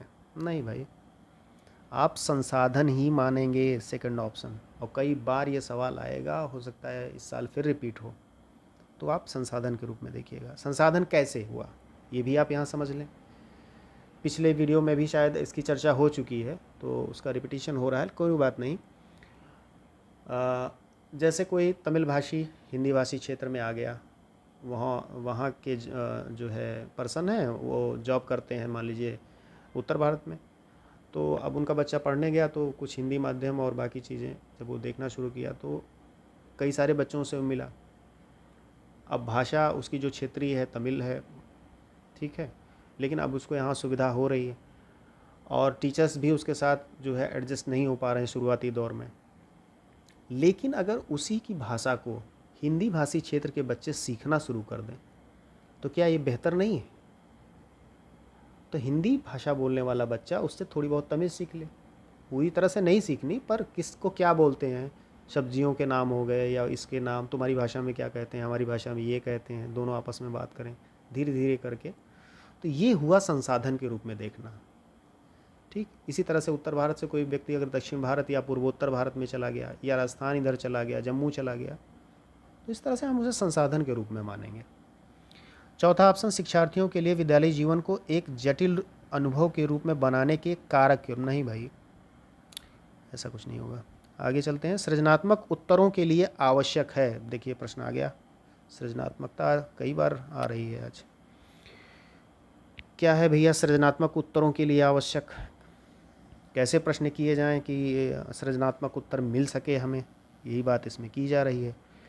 तो पहला, प्रत्यक्ष शिक्षण एवं प्रत्यक्ष प्रश्न। नहीं भैया ये तो नहीं होगा, इसको पहले ही काटो।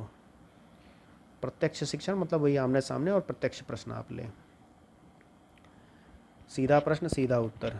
दूसरा है विषय वस्तु आधारित प्रश्न, यानी जो कंटेंट आपने पढ़ाया है बस उसी में से दीजिए, वहाँ कोई क्रिएटिविटी मत डालिए, ठीक है, तो इससे भी सृजनात्मक उत्तर आपको नहीं प्राप्त होगा।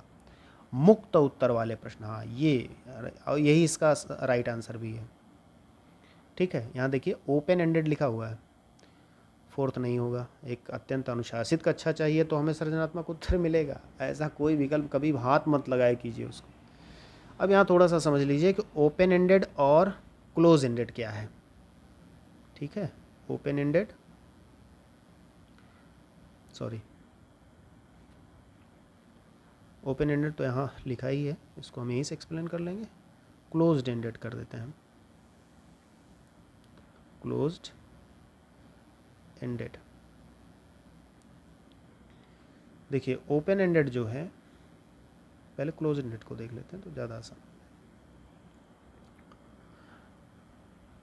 सॉरी ये मिट गया, इसको मैं फिर से ड्रॉ कर देता हूँ। Closed ended. अब देखिए जो शब्द को ही आप पकड़ लीजिए बस, इसमें ज़्यादा कुछ समझना नहीं है। क्लोज्ड माने बंद, और एंड माने छोर कह लीजिए, जो उसका अंतिम सिरा है वो क्लोज हो गया, बंद हो गया। ओपन एंडेड माने जो, ओपन माने खुला और छोर, ये खुला छोर वाले प्रश्न होते हैं, माने अंतिम छोर इनका खुला रहता है। कैसे, वो हम अभी आपको उदाहरण से बता रहे हैं। और ये बंद छोर वाले प्रश्न होते हैं, यानी इनका जो सिरा है वो यहाँ पर आकर के मान लीजिए ऐसे क्लोज हो जाता है। अब जैसे 2 + 2 हुआ इज इक्वल टू, आपने यहाँ क्वेश्चन मार्क लगा दिया, बच्चा इसका आंसर यहाँ पर देगा 4। अब यहीं ये उत्तर जो है क्लोज हो गया, ठीक है, ये क्वेश्चन क्लोज हो गया और इसका आंसर भी यहाँ क्लोज हो गया। ठीक। अब देखिए,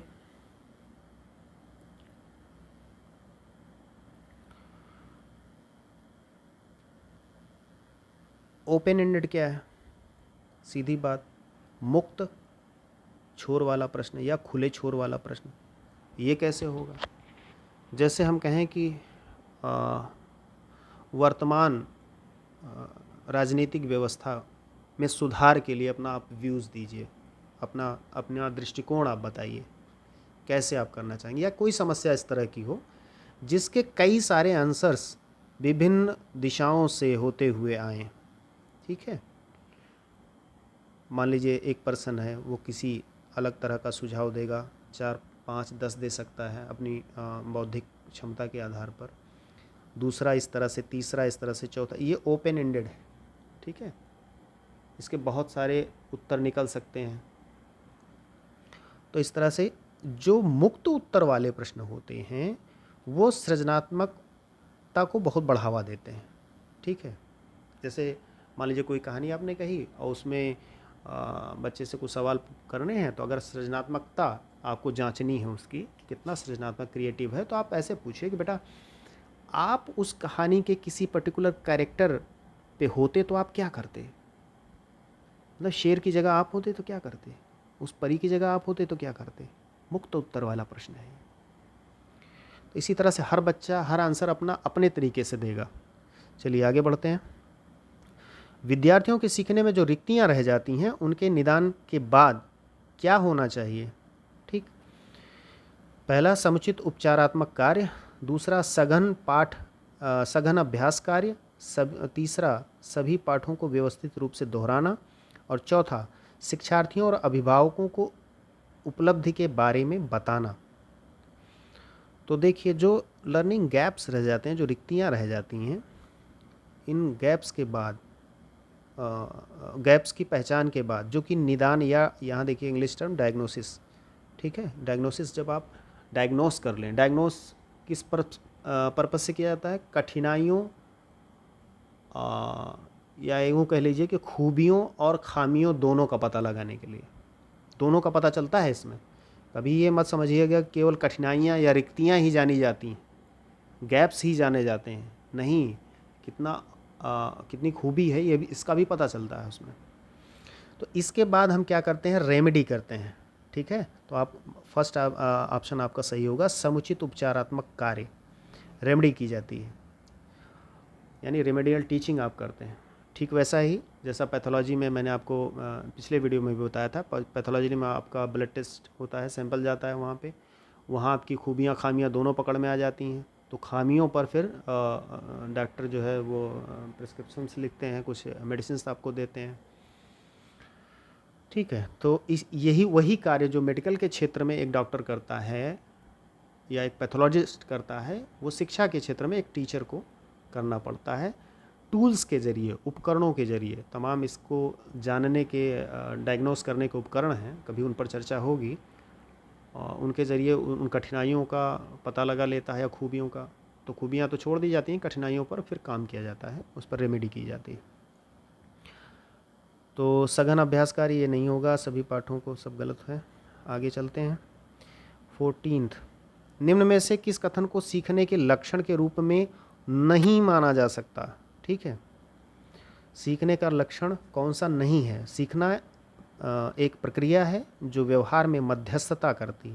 हाँ, ठीक बात है, सीखना व्यवहार में मध्यस्थता का मतलब है कि इमीडिएट, जब मान लीजिए कुछ चीज़ें आपने सीखी, अभी अव्यवस्थित थी, और बाद में एक नई चीज़ आपने सीखी, फिर उसमें पुराने वाले में ले जा करके जोड़ा, तो उसने उसको ठीक कर दिया, मैंने मध्यस्थता कर दी।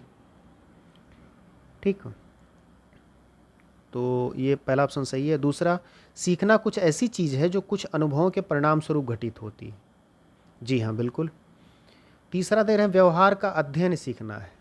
ठीक है, नहीं, ये नहीं है, केवल एकमात्र व्यवहार का अध्ययन करना सीखना जो है वो सीखना नहीं है। चौथा, अनधिगम यानी अनलर्निंग भी सीखने का एक हिस्सा है। इसको जानते रहिएगा, पिछले वीडियो में भी मैंने आपको इंडिकेट किया था कि आप कहीं गलत ना कर जाएं। अनधिगम उन चीज़ों का जिनका अधिगम हमको नहीं करना है। कुछ अब बुराइयों को हमें नहीं सीखना, कुल मिला के ये समझिए। तो वो नहीं सीखेंगे तभी तो कुछ अच्छी चीज़ें जो हैं वो मेमोरी का हिस्सा बन पाएंगी। तो यही चीज़ है, अनधिगम किसका? कुछ बुराइयों का। हमें गाली गलौज नहीं सीखना है या बुराइयाँ नहीं सीखनी है, हमें अपने काम की चीज़ सीखनी है। तो अनधिगम भी एक प्रकार से सीखने का एक हिस्सा होती है। आगे बढ़ते हैं। शिक्षार्थियों का आत्मनियमन यानी सेल्फ रेगुलेशन, यहाँ देखिए दिया हुआ है। आत्मनियमन किसकी ओर संकेत करता है? अपने सीखने का स्वयं पर्यवेक्षण करने की उनकी योग्यता। दूसरा, विद्यार्थियों के व्यवहार के लिए विनियम बनाना, रेगुलेशंस बनाना, अथवा विद्यार्थी निकाय द्वारा बनाए गए नियम विनियम। और चौथा, स्व अनुशासन और नियंत्रण। तो इसका जो राइट आंसर होगा वो होगा आपका फर्स्ट, यानी अपने सीखने का स्वयं पर्यवेक्षण करते हैं, यानी बच्चे जो हैं वो सीखने के दौरान खुद को मॉनिटर करते हैं, ठीक है, अपनी एबिलिटी को खुद मॉनिटर करते हैं। दूसरा विकल्प विनियम बनाना, इस तरह के कोई नियम विनियम बनाने की बात यहाँ पर लागू नहीं होगी। स्वानुशासन और नियंत्रण, हो सकता है थोड़ा सा आप इन दोनों के बीच में भ्रम की स्थिति में आ जाएं कि स्वानुशासन और नियंत्रण होना चाहिए या फिर पहले के साथ मुझे जाना चाहिए। देखिए, स्वानुशासन और नियंत्रण ये जो है ये कहीं ना कहीं एक सतही आंसर है। सतही आंसर से कहने का मतलब है कि ये संकीर्ण या सीमित कर दिया गया है इस विकल्प को, तो आपको पहले ऑप्शन के साथ जाना चाहिए। आइए आगे बढ़ते हैं। क्वेश्चन नंबर 16, निम्नलिखित में से कौन सा समझ के लिए शिक्षण को प्रदर्शित नहीं करता? ठीक, टीचिंग फॉर अंडरस्टैंडिंग। देखिए, यही आपको समझ लेना चाहिए कि knowledge level, understanding level, applications level, ये सब लेवल्स बताए जाएंगे। तो ये कह रहे हैं कि समझ के लिए आप समझ का विकास करना चाहते हैं। नॉलेज मीन्स कोई आपने जानकारी दे दी, बच्चे ने उसको, हाँ, उस तथ्य को अपने पास याद कर लिया, रख लिया, नॉलेज लेवल हो गया। अंडरस्टैंडिंग यानी समझ, इसके बाद का लेवल है। फिर एप्लीकेशन लेवल आता है जिसमें आप अपनी समझ का प्रयोग करते हैं, ठीक है, उसको एप्लीकेशन इसलिए कहते हैं, आप उसको अप्लाई करते हैं। तो यहाँ समझ के लिए शिक्षण स्तर की बात हो रही है और आपको बताना है कि कौन सा समझ के लिए शिक्षण को प्रदर्शित नहीं करता। पहला, परिघटना या अवधारणा को अपने शब्दों में अभिव्यक्त करने के लिए विद्यार्थियों को कहना। हाँ, ये 100% प्रेजेंट करता है समझ के लिए शिक्षण को, ठीक है। आगे बढ़ते हैं। नियम कैसे काम करता है इसे स्पष्ट करने हेतु उदाहरण उपलब्ध कराने के लिए विद्यार्थियों को कहना। हाँ, समझ का विकास या किसी टॉपिक पर आपकी समझ बन गई है तो ये सारे क्रियाकलाप पहला और दूसरा दोनों देखे जाएंगे, ठीक है। आप उदाहरण प्रस्तुत करें तो इसका मतलब आप समझ बना चुके हैं उस कॉन्सेप्ट पर या उस टॉपिक पर, ठीक। अपने शब्दों में, पहला ऑप्शन देखिए, अपने शब्दों में अभिव्यक्त कर ले रहे हैं तो भी ये आप उस टॉपिक को अच्छे से समझ चुके हैं, ये बोध कराएगा। तीसरा, समानता और अंतर। देखिए, आपको समझ की कई सारी, जैसे कहा जाए कि आप मुग़लों में या अन्य किसी साम्राज्य में अंतर स्थापित कीजिए, दोनों में क्या अंतर था, ठीक है, हूण में था, या इस तरह के इतिहास से रिलेटेड क्वेश्चन, ज्योग्राफी में कोई अंतर, या यहीं आप देख लें कि बुद्धि में, सृजनात्मकता में क्या अंतर है। तो ये अंतर तभी आप स्थापित कर पाएंगे जब आप उस पर अपना कॉन्सेप्ट पर, उस कॉन्सेप्ट पर अपनी अंडरस्टैंडिंग बना चुके हों, कहने का मतलब। चौथा भैया नहीं होगा, बस यही ऑप्शन सही है आपका, माने ये ऑप्शन सही, क्योंकि इसमें नहीं की बात की गई है। तो आपका फोर्थ ऑप्शन कि विद्यार्थियों को एकाकी तथ्यों और प्रक्रियाओं को याद करने योग्य बनाना, ठीक है, मेमोराइज कर लें उसका, नहीं केवल तथ्य को याद भर कर लें, प्रक्रिया को या प्रोसेस को याद कर लें, नहीं। आगे बढ़ते हैं। तो 16 का आपका फोर्थ आंसर राइट हो गया। 17 देखते हैं, निम्नलिखित में से कौन सा कथन सीखने के बारे में सही है? ठीक है, सीखने के बारे में बात हो रही है, आपको सही बताना है। बच्चों द्वारा की गई त्रुटियां यह संकेत करती हैं कि किसी तरह का सीखना नहीं हुआ। ठीक है, नहीं तो ऐसा बिल्कुल नहीं है। त्रुटियां भी सीखने का एक हिस्सा हैं। ठीक है, ये सवाल आप आगे भी फेस करेंगे, अगले वीडियोस में भी आएगा ये। तो त्रुटियां सीखने का हिस्सा हैं, तो इस तरह से ये आंसर इसका राइट नहीं होगा। सीखना उस वातावरण में प्रभावी होता है जो संवेगात्मक रूप से सकारात्मक हो। किस तरह से? संवेगात्मक रूप से, और शिक्षार्थियों को संतुष्ट करने वाला हो। हाँ, अभी तक तो ये आंसर हमें सही लग रहा है। आगे बढ़ते हैं। सीखने के बारे में और क्या सही है? तो सीखने के किसी भी चरण पर सीखना संवेगात्मक कारकों से प्रभावित नहीं भाई। इमोशनली अगर आप डिस्टर्ब हैं तो सीखने की प्रक्रिया को तो प्रभावित होना तय है। ठीक है, दुखद संवेग हैं आपके साथ, क्या सीखिएगा उसमें? तो ये नहीं होगा। ठीक है, ये भी नहीं होगा, ये भी कट गया। अब देखते हैं राइट आंसर हमारा क्या है। सीखना चौथा देखिए, सीखना मूल रूप से मानसिक प्रक्रिया है। ठीक है, अब देखिए क्या मजा किया, मतलब विकल्प बना दिया। चलिए मान लेते हैं कि सीखना मूल रूप से मानसिक प्रक्रिया। ये बताइए शरीर का कोई योगदान नहीं है इस मानसिक प्रक्रिया में? भाई शरीर अगर आपका स्वस्थ नहीं है तो मानसिक शरीर की अस्वस्थता में मानसिक प्रक्रिया से आप सीख लीजिएगा। तो इस तरह के ऑप्शंस को बिल्कुल नकार दिया कीजिए। सेकंड ऑप्शन आपका सही है, तो आपका राइट आंसर हुआ सेकंड। सीखना उस वातावरण में प्रभावी होता है जो संवेगात्मक रूप से सकारात्मक हो और शिक्षार्थियों को संतुष्ट करने वाला हो, और यही बात सीखने के संदर्भ में सही है। आगे बढ़ते हैं। क्वेश्चन नंबर 18, मानव विकास कुछ विशेष सिद्धांतों पर आधारित है। निम्नलिखित में से कौन सा मानव विकास का सिद्धांत नहीं है? ठीक है, नहीं आपको बताना है।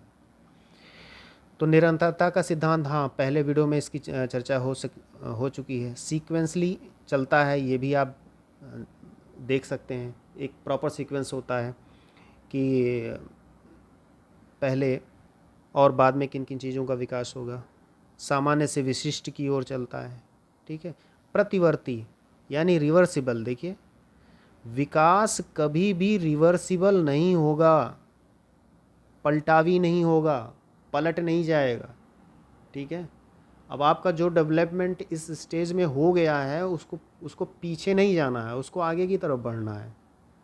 ठीक है, तो इसका इस तरह से राइट आंसर जो होगा वो होगा फोर्थ, यानी यही जो है वो मानव विकास का सिद्धांत फोर्थ वाला नहीं है, बाकी ये तीनों हैं। ओके, इसलिए मैंने तीनों पे हैं इसलिए इधर टिक मार दिया है, और फोर्थ ऑप्शन आपका चूंकि राइट आंसर है तो ऑप्शन पे मैंने टिक मार दिया। आगे चलते हैं। मूल्यांकन यानी असेसमेंट का मुख्य उद्देश्य होना चाहिए। अब देखिए फिर यहाँ पे आ गया होना चाहिए, यानी यहाँ पे देखिए इंग्लिश टर्म में should be, the main purpose of assessment should be. क्या होना चाहिए है, क्या इसकी बात नहीं करनी, क्या होना चाहिए? शिक्षार्थियों की त्रुटियां निकालना, तो इस तरह का तो कोई असेसमेंट का उद्देश्य वैसे भी है की श्रेणी में नहीं है, तो होना चाहिए में तो बिल्कुल नहीं। और शिक्षार्थियों की उपलब्धि को मापना, हाँ ये है की श्रेणी में है कि वो उपलब्धि को मापता है। ठीक है, लेकिन हमें होना चाहिए की तरफ जाना है। ठीक है, इसको मैं इंडिकेट कर देता हूँ, ये है की श्रेणी में है। ठीक है, ये आगे, यह निर्णय लेना कि क्या विद्यार्थी को अगली कक्षा में प्रोन्नत किया जाना चाहिए, नहीं ये भी नहीं होगा। सीखने में होने वाली कमियों का निदान और उपचार, देखिए ठीक है, ये होना चाहिए। ठीक है, तो होना चाहिए से जिसका संबंध स्थापित हो रहा है इससे इसका हो रहा है, यही होना चाहिए। शुड बी में ये आएगा, है में ये सेकंड ऑप्शन है, इसको रख सकते हैं। तो आपका फोर्थ ऑप्शन राइट। चलिए आगे बढ़ते हैं। निशक्त यानी डिसेबल्ड बच्चों के लिए समेकित शिक्षा की केंद्रीय प्रायोजित योजना का उद्देश्य है किसमें? निशक्त बच्चों को शैक्षिक अवसर उपलब्ध कराना। ठीक है, यानी जो यहाँ देखिएगा आप इंटीग्रेटेड एजुकेशन ये टर्म आया है, समेकित शिक्षा। तो इसमें जो निःशक्त बच्चे को अवसर उपलब्ध कराना है वो किस तरह के विद्यालयों में कराना है, इसकी बात की जा रही है। ठीक है, तो इसका जो राइट आंसर होगा आपका नियमित विद्यालयों में होगा, रेगुलर स्कूल्स में, विशेष विद्यालयों में नहीं, मुक्त विद्यालयों में नहीं, ब्लाइंड रिलीफ एसोसिएशंस में नहीं। आइए अब सबसे महत्वपूर्ण बात जो समेकित शिक्षा यानी इंटीग्रेटेड एजुकेशन के लिए है। आज के समय में इसे इंक्लूसिव एजुकेशन, ठीक है, इंक्लूसिव एजुकेशन नाम दे दिया गया है, यानी हिंदी में अगर देखें तो समावेशी शिक्षा। तो यहाँ एक बड़ा सवाल ये उठता है कि समावेशी शिक्षा और समेकित शिक्षा में अंतर क्या है। समेकित शिक्षा टर्म पहले यूज़ किया जाता था, पर आज के समय में उसको छोड़ दिया गया है। अब समावेशी शिक्षा यानी इंक्लूसिव एजुकेशन की बात हम करते हैं। तो आइए, बिल्कुल एक सूक्ष्म अंतर है, उसको देख लेते हैं, महत्वपूर्ण है, इसलिए ध्यान से आप इसको समझिएगा। अब देखिए, इंटीग्रेटेड एजुकेशन में और इंक्लूसिव एजुकेशन में एक बात जो कॉमन है वो ये है कि ये विशिष्ट बच्चों की शिक्षा से संबंधित है। ठीक है, children with special needs, CWSN उन्हें कहा जाता है शॉर्ट फॉर्म में। तो इंटीग्रेटेड एजुकेशन में यानी समेकित शिक्षा में यह कहा गया, या हम कह सकते हैं कि ये इस प्रमुख बात पर बल दिया गया कि ये बच्चे जो विशिष्ट बच्चे हैं ये मेन स्ट्रीम एजुकेशन में कैसे फिट हों, यहाँ उसके फिटिंग की बात की गई, उस पर फोकस किया गया, फिटिंग पर। यानी कुल मिलाकर अगर दूसरे शब्दों में कहें तो ये बच्चे कैसे एब्जॉर्ब्ड हो जाएं मेन स्ट्रीम एजुकेशन में, इस बात पर बल रहता था। ठीक है, ध्यान से समझिएगा इस बात को। और इंक्लूसिव एजुकेशन में केवल विशिष्ट आवश्यकताओं वाले बच्चों पर ही नहीं, बल्कि जो अदर बच्चे, जो सामान्य बच्चे थे, उन पर भी उसी तरह से फोकस किया जाता है जिस तरह से विशिष्ट बच्चों पर, माने कोई भेद नहीं रखा जाता यहाँ पे। ठीक, इसीलिए इंक्लूसिव एजुकेशन का जो अप्रोच है वो कंसीडर किया गया है एज एजुकेशन फॉर ऑल के रूप में, शिक्षा सबके लिए। ये कहीं कहीं स्लोगन भी आपने लिखा हुआ देखा होगा। तो ये इंक्लूसिव एजुकेशन का एक तरह से नारा है। तो चूंकि इंटीग्रेटेड एजुकेशन में समस्या लेबलिंग की आती थी कि बच्चा ये समझने लगता था कि हाँ मैं इस तरह से हूँ इसलिए मेरे अंदर ये कमी है, या मैं दिव्यांग हूँ तो मेरे साथ ऐसा व्यवहार किया जा रहा है, ये थोड़ी सी हीन भावना बनी रहती थी। इसीलिए इंक्लूसिव एजुकेशन यानी समावेशी शिक्षा को लाया गया। आइए अब आगे बढ़ते हैं फटाफट से। छोटे शिक्षार्थियों में निम्नलिखित में से कौन सा लक्षण पठन कठिनाई का नहीं है? ठीक है, ध्यान दीजिएगा, नहीं है। और कई बार मैंने कहा है कि अगर ये बोल्ड दिया हुआ है तो भी आप वहाँ कुछ मार्क कर लिया कीजिए। देखिए, पठन कठिनाई का यानी रीडिंग डिफ़िकल्टी का कौन सा लक्षण नहीं है? वर्ण एवं शब्द पहचान में कठिनाई, पहला। दूसरा, पठन गति और प्रवाह में कठिनाई। तीसरा, शब्दों और विचारों को समझने में कठिनाई। चौथा, सुसंगत वर्तनी में कठिनाई। तो आप पहले विकल्प को देखें, वर्ण और शब्द पहचान में कठिनाई। हाँ, ये सही है, ये पठन कठिनाई का एक लक्षण है, डिस्लेक्सिया जिसे कहते हैं। यहाँ एक बात मैं आपको मोटे तौर पर बता दूँ, ध्यान देने वाली बात है। डिस्लेक्सिया जो है वो कोई बीमारी नहीं है, एक समस्या है। ये एक सामान्य बच्चे की भी साथ हो सकती है जब वो ट और ठ में भेद न कर पा रहा हो। अक्सर घर के बच्चे आप देखते होंगे कि कई बार सवाल कर देते हैं कि चाचा इसको टा कैसे लिखा जाता है? आप बोल करके कुछ लिख रहे हैं और टा की आकृति को पहचानता है, लेकिन उस समय जो है वो विस्मृत कर जाता है उसको, याद नहीं आ रहा होता है और कठिनाई होती है उसको, या टा को ठा पढ़ लेता है, ठा को टा पढ़ लेता है, डा को ढा पढ़ लेता है ना, इस तरह की। बाद में धीरे धीरे ये चीज़ें सामान्य हो जाती हैं। किसी के साथ कुछ ज़्यादा हैं तब उस समस्या का समाधान थोड़ा सा विशेष रूप से करना पड़ता है हमें। तो सामान्य बच्चा भी कहीं छोटे रूप में डिस्लेक्सिया उसे हो सकता है, ठीक है। ये चीज़ आप जानते रहिएगा, वो एक तरह समस्या है जो समय के साथ दूर हो जाती है। दूसरा, पठन गति और प्रवाह में कठिनाई। हाँ, ये भी एक लक्षण है कि उसकी जो स्पीड है उस पर फ़र्क पड़ता है, और प्रवाह यानी फ्लुएंसी उसकी नहीं बन पाती। तीसरा, शब्दों और विचारों को समझने में कठिनाई। नहीं, ये लक्षण नहीं है। चौथा, सुसंगत वर्तनी में। हाँ, वर्तनी में भी कठिनाई देखी जाती है। तो तीसरा नहीं होगा आपका, यही ऑप्शन आपका सही है। आइए आगे बढ़ते हैं। क्वेश्चन नंबर 22, एक शिक्षिका अपनी कक्षा के प्रतिभाशाली बच्चों की योग्यताओं यानी पोटेंशियल की उपलब्धि चाहती है कि उनकी योग्यता जो है वो इंक्रीज़ कर जाए, बढ़ जाए। अपने उद्देश्य की प्राप्ति के लिए उसे निम्नलिखित में से क्या नहीं करना चाहिए, ठीक है। 3 करने चाहिए, वो आपको छांटने हैं, 1 नहीं करना है, उसको आपको अलग करना है, और वही आपका राइट आंसर है। गैर शैक्षणिक गतिविधियों में आनंद लेना सिखाना। दूसरा है तनाव को नियंत्रित करना सिखाना। तीसरा है विशेष ध्यान के लिए उन्हें उनके समकक्षियों से अलग करना। और चौथा है उनकी सृजनात्मकता को समृद्ध करने के लिए उन्हें चुनौती देना। तो तीसरा ऑप्शन आप फौरी तौर पर अगर देखिए तो आंख मूंद के इसको टिक मारा जा सकता है कि यही नहीं होगा। क्यों नहीं होगा? देखिए, अलगाव की बात, अलग करने की बात हम एजुकेशन में कह लें या फिर सीटेट के पेपर में कह लें, नहीं होगी कभी भी, ठीक है। हम अलगाव को ही अलग करना मतलब अलगाव को ही ख़त्म करना चाहते हैं, कह लीजिए।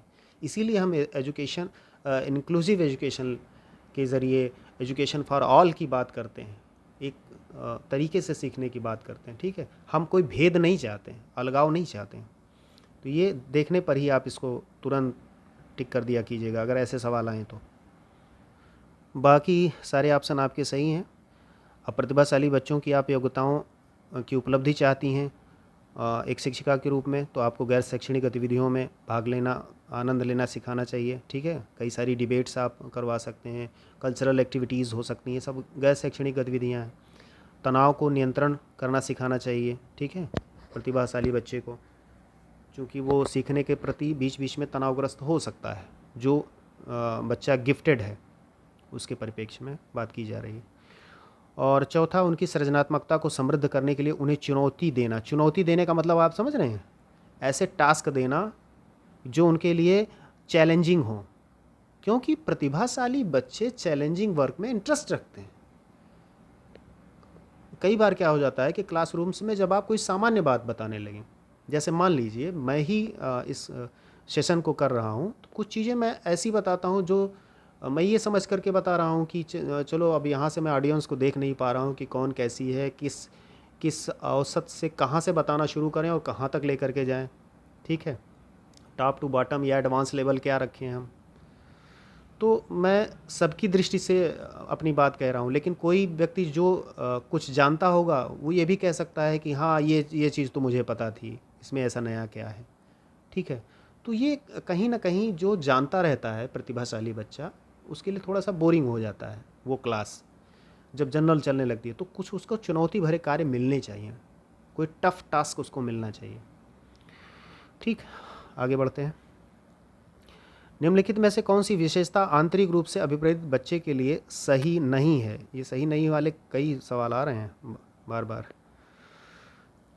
तो पहला, ये हमेशा सफल होते हैं, हमेशा सफल होते हैं, उन्हें कार्य करने में आनंद आता है, वे कार्य करते समय उच्च स्तर की ऊर्जा प्रदर्शित करते हैं, वे चुनौती भरे कार्यों को पसंद करते हैं।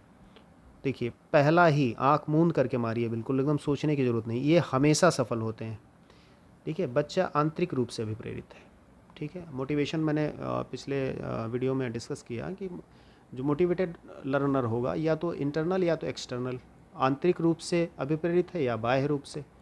आंतरिक रूप से अभिप्रेरणा जो है बाह्य रूप की अपेक्षा श्रेष्ठ समझी जाती है, अच्छी समझी जाती है, कि आप खुद ही मोटिवेटेड हैं कि हाँ मुझे ये गोल अचीव करना है।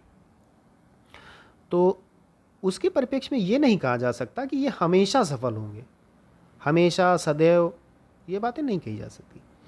दूसरा ऑप्शन, उन्हें कार्य करने में आनंद आता है। हाँ, ये बात सही है।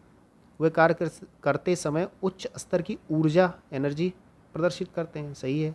चुनौती भरे कार्यों को भी पसंद करते हैं। बिल्कुल सही बात है। पहला आपका जो है वो नहीं, राइट आंसर है कि ये हमेशा सफल होते हैं। आगे चलते हैं। निम्नलिखित में से कौन सा रचनात्मक आकलन यानी फॉर्मेटिव असेसमेंट के लिए उचित उपकरण नहीं है? ठीक है। पहला, दत्त कार्य, इसकी इंग्लिश होती है असाइनमेंट, आप साइड में यहाँ देख लीजिए इंग्लिश वर्जन में। दूसरा, मौखिक प्रश्न यानी जो ओरल क्वेश्चन किए जाए। तीसरा है सत्र परीक्षा या टर्म टेस्ट हो। चौथा, प्रश्नोत्तरी और खेल यानी क्विज और गेम्स हों। आइए सबसे पहले हम फॉर्मेटिव असेसमेंट को थोड़ा सा डिफ़ाइन कर लेते हैं एक दो लाइन में, उसके बाद हम इसके विकल्पों पर विचार करेंगे। देखिए, एक फॉर्मेटिव असेसमेंट होता है और एक होता है summative assessment, SUMMATIVE, summative assessment. ठीक, इसको कहते हैं हिंदी में योगात्मक। ठीक है, योगात्मक आकलन कह लीजिए, चाहे आप मूल्यांकन कह लीजिए। ठीक, तो समेटिव और फॉर्मेटिव दो टर्म्स जो हैं चलते हैं। तो मेन बात इसकी समझते हैं, क्योंकि ये टॉपिक थोड़े विस्तार वाले हैं, कम से कम आधे घंटे इन पर चर्चा होनी चाहिए। तब इनकी समानता क्या है इन दोनों में, सिमिलरिटीज़ क्या हैं, डिफरेंसेस क्या हैं, और अंततः जो है कौन बेहतर है या दोनों ही बेहतर हैं। तो इस तरह से बात होनी चाहिए, तो ज़्यादा चीज़ें तार्किक रूप से समझ में आती हैं। खैर, देखिए आपका जो फॉर्मेटिव असेसमेंट है, ठीक, फॉर्मेटिव असेसमेंट वो आप समझें कि थ्रू आउट कोर्स जो वो चलता रहता है। ठीक है, आप पढ़ा रहे हैं, ड्यूरिंग टीचिंग पीरियड भी वो चल रहा है, पाठ के दौरान, अंत में। ठीक, तो ये थ्रू आउट कोर्स चलता है, पहली बात। अब समेटिव में इस बात को देखें तो ये समेटिव असेसमेंट जो किया जाता है वो at the end of teaching period किया जाता है। यानी कि जैसे आप अर्धवार्षिक परीक्षा लेते हैं या उसको कह लीजिए हाफ ईयरली एग्ज़ाम लेते हैं, आप एनुअल एग्ज़ाम लेते हैं, एट लास्ट में आप उसको असेस करते हैं, तो वो एक उदाहरण हो जाएगा समेटिव असेसमेंट का। तो वहाँ क्या करते हैं आप, जैसे हाफ ईयरली का और एनुअल का दोनों का आपने नंबर उसमें काउंट किया, उसके बाद योग कर दिया, दोनों का जोड़ दिया, फिर आपने उसके आधार पर रिजल्ट दे दिया। तो ये समेटिव असेसमेंट हो गया, मतलब ये टीचिंग के बाद किया जाएगा। ओके, और दूसरा बिंदु जो है, जो आपकी फॉर्मेटिव असेसमेंट है वो आइडेंटिफाई करती है गैप्स को और इम्प्रूव करती है लर्निंग को, क्योंकि ये लर्निंग प्रोसेस के बीच बीच में चल रही है। ठीक, मान लीजिए लर्निंग प्रोसेस है, आपका सेशन स्टार्ट हुआ है अप्रैल से, तो ये बीच बीच में चलती जा रही है। ठीक, तो गैप्स को आइडेंटिफाई अच्छे से कर ले जाती है और इम्प्रूवमेंट भी हो जाता है बच्चों का, क्योंकि टीचर उस पर विशेष ध्यान देता रहता है। समेटिव असेसमेंट में इधर आइए तो क्या है कि एट लास्ट हम जो है, जब टीचिंग हमारी समाप्त हो जाती है सेशन के लास्ट में, तो हम कलेक्ट कर लेते हैं कुछ साक्ष्यों को, कुछ एविडेंस को, और स्टूडेंट के नॉलेज का, जो कि स्टूडेंट के नॉलेज से रिलेटेड होता है, और उस आधार पर हम परिणाम जारी करते हैं। ठीक, तो एक तरह से कलेक्शन हो जाता है स्टूडेंट के नॉलेज का।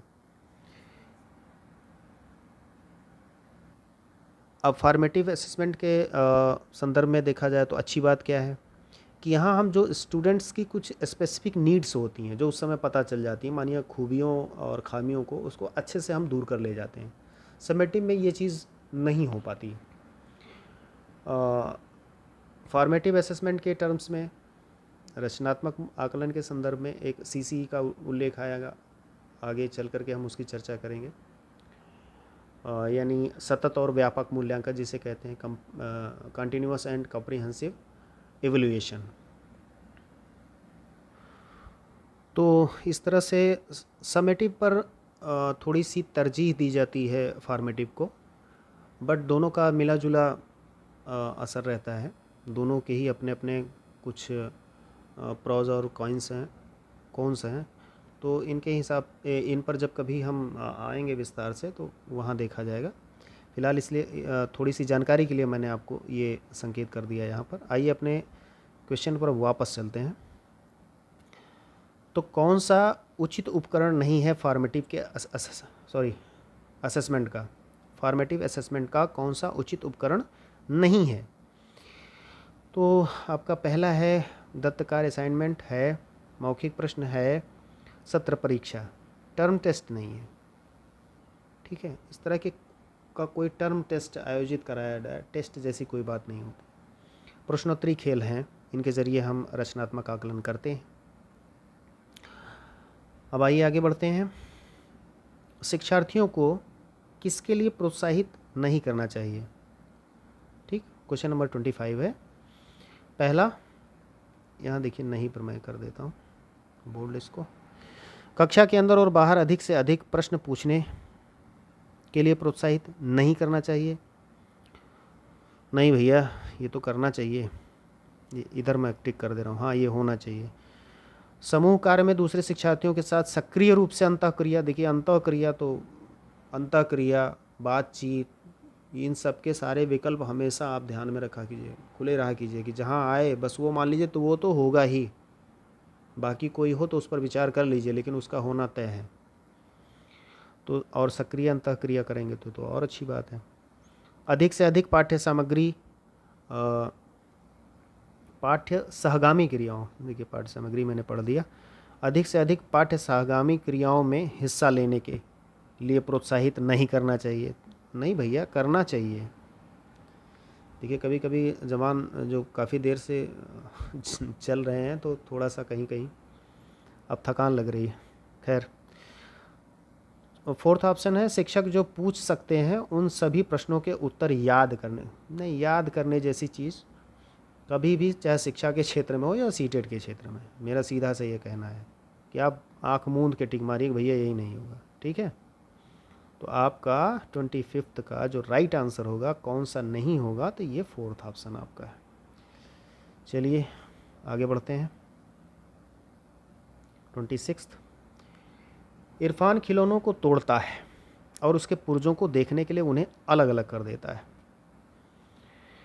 आप क्या करेंगे बताइए भाई, एक शिक्षक के रूप में क्या भूमिका होगी आपकी?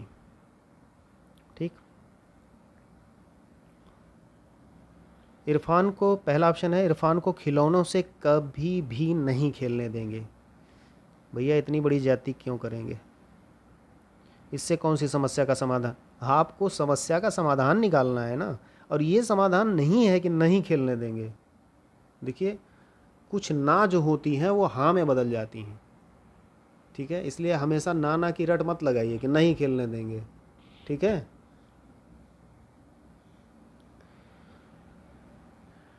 वरना वही होगा कि ना ना करते प्यार वाली बात हो जाएगी।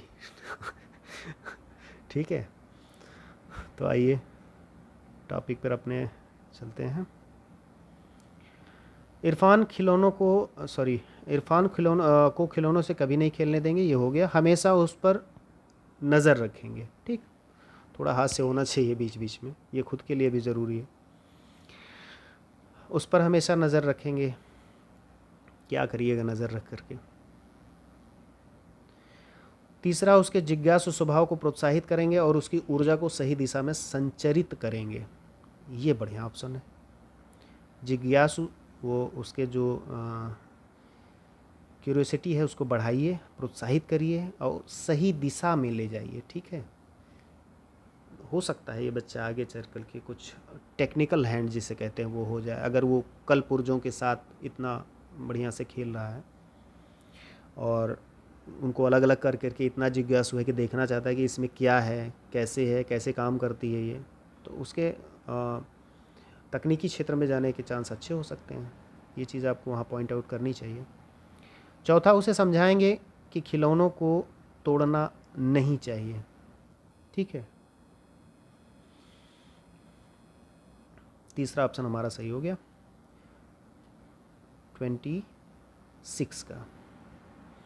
आइए 27 पर, पुरुष स्त्रियों की अपेक्षा ज़्यादा बुद्धिमान होते हैं, यह कथन कैसा है? देखिए, पुरुषों को तरजीह दी जा रही है महिलाओं पर कि वो मोर इंटेलिजेंट हैं, तो आप क्या कहेंगे? ये सही है कि सही हो सकता है कि लैंगिक पूर्वाग्रह को, यानी जो जेंडर बायस है उसको शो कर रहा है, कि चौथा बुद्धि के विभिन्न पक्षों के लिए सही है? ठीक है, ये सवाल आगे चल करके रिपीट भी हुआ है। तीसरा जवाब इसका सही है, ये लैंगिक पूर्वाग्रह को प्रदर्शित करता है, स्त्रियों के प्रति लैंगिक पूर्वाग्रह। ठीक, इस तरह की यही चीज़ अगर पलट जाए, स्त्रियां पुरुषों की अपेक्षा ज़्यादा बुद्धि, तो भी ये जेंडर बायस हो जाएगा। ठीक है, तो इस तरह की कोई अवधारणा हम लेकर के कभी सीटेट में नहीं चलेंगे, और वैसे भी नहीं चलनी चाहिए हमें। ठीक है, देखिए कई बार ऐसा, ये जो सेंटेंस कि पुरुष स्त्रियों की अपेक्षा ज़्यादा बुद्धिमान होते हैं, हालांकि इसका समर्थन न मैं अपने स्तर से कर रहा हूँ, ना आपको करना चाहिए, पर यह सवाल उठता है कि समाज में ऐसी धारणा प्रचलित सी क्यों हो जाती है ना। तो हमारे यहाँ उद्देश्य केवल पेपर को ही सॉल्व करना नहीं है, इन सब चीज़ों को भी थोड़ा सा समझना है, पॉइंट आउट करना है। तो कभी कभी जैसे हम ही सोचते हैं, मैं ही सोचता हूँ कि क्यों यह धारणा चल पड़ी, क्यों ऐसा लोग कहते हैं। तो उसके के पीछे के कुछ सवाल उठते हैं कि चलो भाई मान लिया थोड़ी देर के लिए, पहली बात तो मानना ही नहीं है, लेकिन समझने के लिए हमने मान लिया थोड़ी देर के लिए कि चलो स्त्रियां कम बुद्धिमान हैं, तो वजह क्या होगी फिर? क्यों ऐसे विचार समाज में बने और चलन में आए? तो उसके पीछे के कई सवाल जब आप उठाएं कि क्या महिलाओं को पुरुषों के साथ अपॉर्चुनिटी दी गई? जवाब होगा नहीं। क्या उनको वो न्यूट्रिशंस उपलब्ध कराए गए, पोषक तत्व उपलब्ध कराए गए जो उनके लिए ज़रूरी थे? नहीं। ठीक, तीसरा, क्या उनके हेल्थ पर उस तरह से उनकी हेल्थ को टेकअप किया गया जिस तरह से पुरुषों में किया गया? तो जवाब मिलता है ज़्यादातर नहीं। तो ऐसी धारणा अगर आपने बना ली भी है, तो उसके पीछे की वजहें यही तो हैं,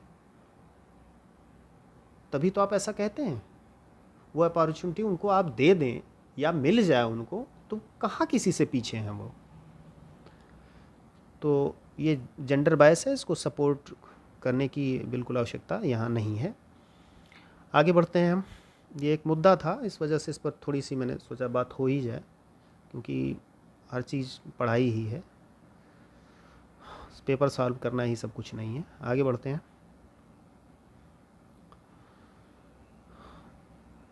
28। हाँ, यहाँ पर एक चीज़ मैं आपको बता दूँ, जब जेंडर की बात आ ही गई है तो एक अच्छा सवाल यहाँ पर है, आगे मिलेगा आपको। जेंडर, देखिए एक सवाल आ जाता है, और एक आता है सेक्स। ठीक है, इन दोनों को ध्यान में रखिएगा। जेंडर यानी लिंग, पुरुष या स्त्री, लड़का लड़की, ठीक है, मेल फीमेल होना, ये किस प्रकार की अवधारणा है? ठीक है, तो आप याद रखिएगा कि ये सामाजिक अवधारणा है, या कह लें कि सामाजिक एस्पेक्ट है, सामाजिक, सोशल एस्पेक्ट है। ये कैसे है? मैं लड़का हूँ और आप लड़की हैं, ठीक है, या आप लड़का हैं और कोई लड़की है, ये बताया किसने आपको? आपकी समाज ने आपको बताया। ठीक है, यही समाज अगर लड़के को लड़की कह देता और लड़की को लड़का कह देता, तो आज लड़कियां लड़कों के रूप में जानी जाती और लड़के लड़कियों के रूप में, उनके लिए लड़की शब्द का इस्तेमाल होता। ठीक है, तो ये किस तरह का जेंडर जो है, किस तरह का एस्पेक्ट हुआ? सोशल एस्पेक्ट हुआ। और सेक्स क्या है, ये बायोलॉजिकल एस्पेक्ट है, ठीक है, बायोलॉजिकल, ये चीज़ आप ध्यान में रखिएगा। जैविक पक्ष है वो जो सेक्स है, इन दोनों के बीच में। ये क्वेश्चन आगे भी कहीं आया है, आपसे ये टकराएगा। जेंडर की बात आई इसलिए मुझे ध्यान आ गया तो मैंने आपको बता दिया। आगे बढ़ते हैं। क्वेश्चन नंबर 28, बच्चे के विकास के सिद्धांतों को समझना शिक्षक की सहायता करता है। किस बात में सहायता करता है भाई? विकास के सिद्धांत आप जान जाएंगे तो मदद आपकी कहाँ होगी, यही ये जानना चाह रहे हैं। वृद्धि और विकास के सिद्धांत यानी मनोविज्ञान को जब आप जान जाएं कुल मिलाकर। पहला, शिक्षार्थी के सामाजिक स्तर को, नहीं भैया, सामाजिक स्तर को पहचानने में कोई मदद नहीं करता। यही बात आर्थिक पृष्ठभूमि के लिए भी है, इसमें भी कोई मदद नहीं। शिक्षार्थियों को क्यों पढ़ाना चाहिए, यह औचित्य स्थापित करने में, देखिए मज़ेदार विकल्प है। देखिए क्यों का संबंध, शिक्षा के क्यों पक्ष का संबंध जो है वो दर्शन से है, या हम कह लें शिक्षा दर्शन से है। ठीक, शिक्षा दर्शन से है। दर्शन क्यों पक्ष से संबंधित रखता है। क्यों पक्ष से कैसे? क्योंकि शिक्षा क्यों, जब यह सवाल आता है तो सबसे पहले उसके उद्देश्य आकर के, क्यों हम शिक्षा दें, तो यहीं से आपको अपने उद्देश्य बनाने पड़ते हैं कि इसलिए हम शिक्षा दें, क्योंकि हमें नागरिकों का निर्माण करना है अच्छे, या फिर हमें सिपाही बनाने हैं, शिक्षक बनाने हैं, या ये बनाना है। मतलब इस तरह से जो भी आपका उद्देश्य है, जो भी उस व्यक्ति का या संस्था का उद्देश्य है, उसके हिसाब से संस्था का दर्शन ये कहता है कि नहीं हमें अच्छे जो है फौजी चाहिए, तो उस हिसाब से वो शिक्षा की व्यवस्था करता है। तो ये जो क्यों, शिक्षा का क्यों पक्ष है वो रिलेट करता है शिक्षा दर्शन से। और कैसे, जब सवाल आएगा कि शिक्षा कैसे दी जाए, तो ये आ जाएगा आपका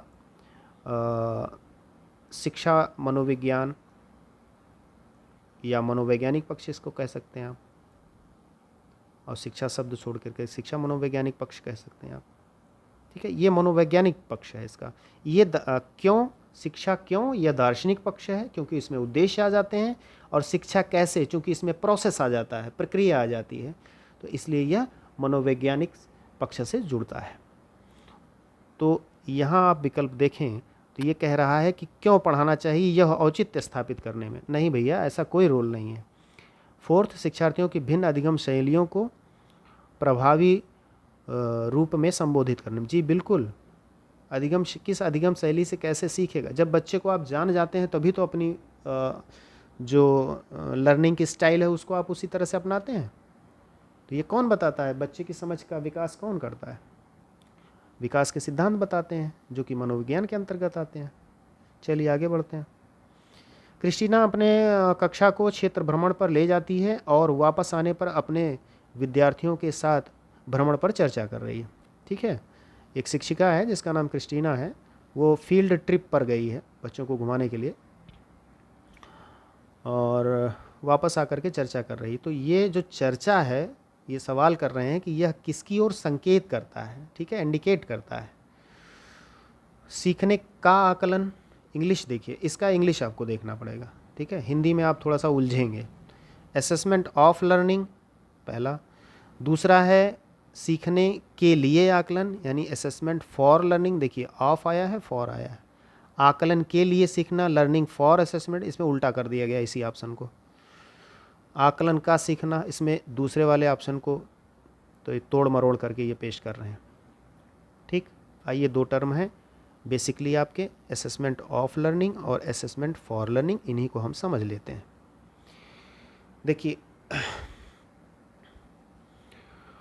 देखिए जो असेसमेंट ऑफ लर्निंग है यानी सीखने का आकलन है, तो जब लर्निंग पूर्ण हो जाती है या समाप्त हो जाती है, उसके बाद आप असेस करते हैं या असेसमेंट करते हैं, तो वो कहलाता है असेसमेंट ऑफ लर्निंग, सीखने का आकलन।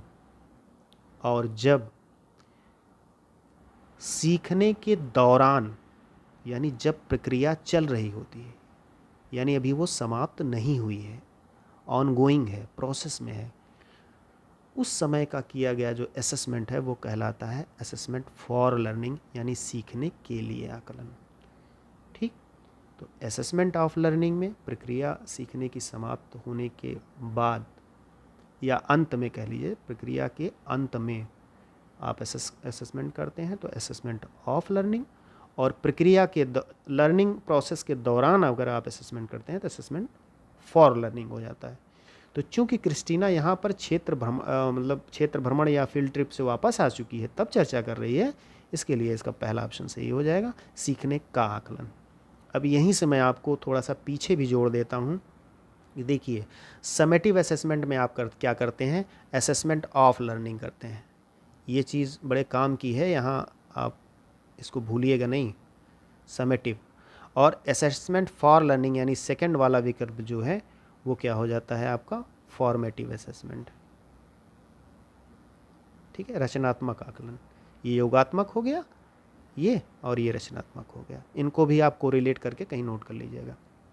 चलिए आगे बढ़ते हैं। अंतिम सवाल आज का 30वां प्रश्न, बच्चे के उचित विकास को सुनिश्चित करने के लिए उसका स्वस्थ शारीरिक विकास एक महत्वपूर्ण पूर्व आवश्यकता है। देखिए, महत्वपूर्ण भी है और पूर्व आवश्यकता भी कह रहे हैं। ठीक है, दो बातें कह रहे हूँ। तो हाँ भाई, सही है कि शारीरिक विकास तो एक महत्वपूर्ण आवश्यकता है ही और पहले भी होनी चाहिए। तो कह रहे हैं कि ये स्टेटमेंट है कैसा, ये गलत है, क्योंकि शारीरिक विकास के अन्य पक्षों को किसी भी प्रकार से प्रभावित नहीं करता। अरे मेरे भैया, ऐसा कैसे हो जाएगा? शारीरिक विकास प्रभावित करता है भाई विकास के अन्य पक्षों को। स्वस्थ शरीर में ही स्वस्थ मस्तिष्क का विकास, कितनी बार ये बात आ चुकी है। ठीक है, क्यों ऐसे विकल्प बनाते हैं आप? खैर, दूसरा गलत हो सकता है क्योंकि विकास नितांत व्यक्तिगत मामला है। काहे है भैया, ऐसा काहे कर रहे हो? व्यक्तिगत मामला हो जाएगा। सही है, क्योंकि विकास क्रम में शारीरिक विकास सबसे पहले स्थान पर आता है, इसलिए यह सही है कि यह महत्वपूर्ण है। ठीक है, और बाकी के जो हैं वो पहले स्थान पर नहीं आते, इसलिए नहीं महत्वपूर्ण है। मानसिक विकास पहले नहीं आता तो नहीं महत्वपूर्ण है। आप थोड़ा सा खुद भी पढ़ते समय आनंद लीजिए।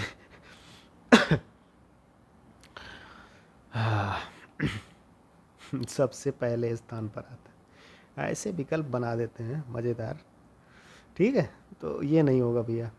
फोर्थ ऑप्शन आपका राइट है, सही है, क्योंकि शारीरिक विकास के अन्य पक्षों से अंतः संबंधित है। ठीक है, कितना अच्छा वर्ड है, अंतः संबंधित है, यानी इंटर रिलेटेड है। ठीक, तो इस तरह से आज की इन 30 प्रश्नों की जो यात्रा थी वो समाप्त हुई, और उम्मीद है कि सेशन भले ही थोड़ा लंबा चल रहा हो पर चीज़ें आपके लिए मज़ेदार होंगी, इंटरेस्टिंग होंगी, कुछ नया सीखने को आपको मिल रहा होगा। कोशिश यही है कि यूट्यूब पर जो ये भीड़ मची हुई है, ज्ञान बट रहा है, उससे थोड़ा सा आपको अलग लेकर के चलूँ। इस कोशिश में मैं और हमारी टीम भी रहेगी, 1-2 लोग और भी जुड़ेंगे अभी इसके साथ, इस मंच के साथ। तो इसी उम्मीद के साथ कि आपने इस सेशन को एंजॉय किया होगा, तो आज की इस चर्चा को यहीं विराम देते हैं। मिलते हैं एक नए वीडियो के साथ। एक अच्छे भावी शिक्षक के रूप में आप सभी को हार्दिक शुभकामना। धन्यवाद।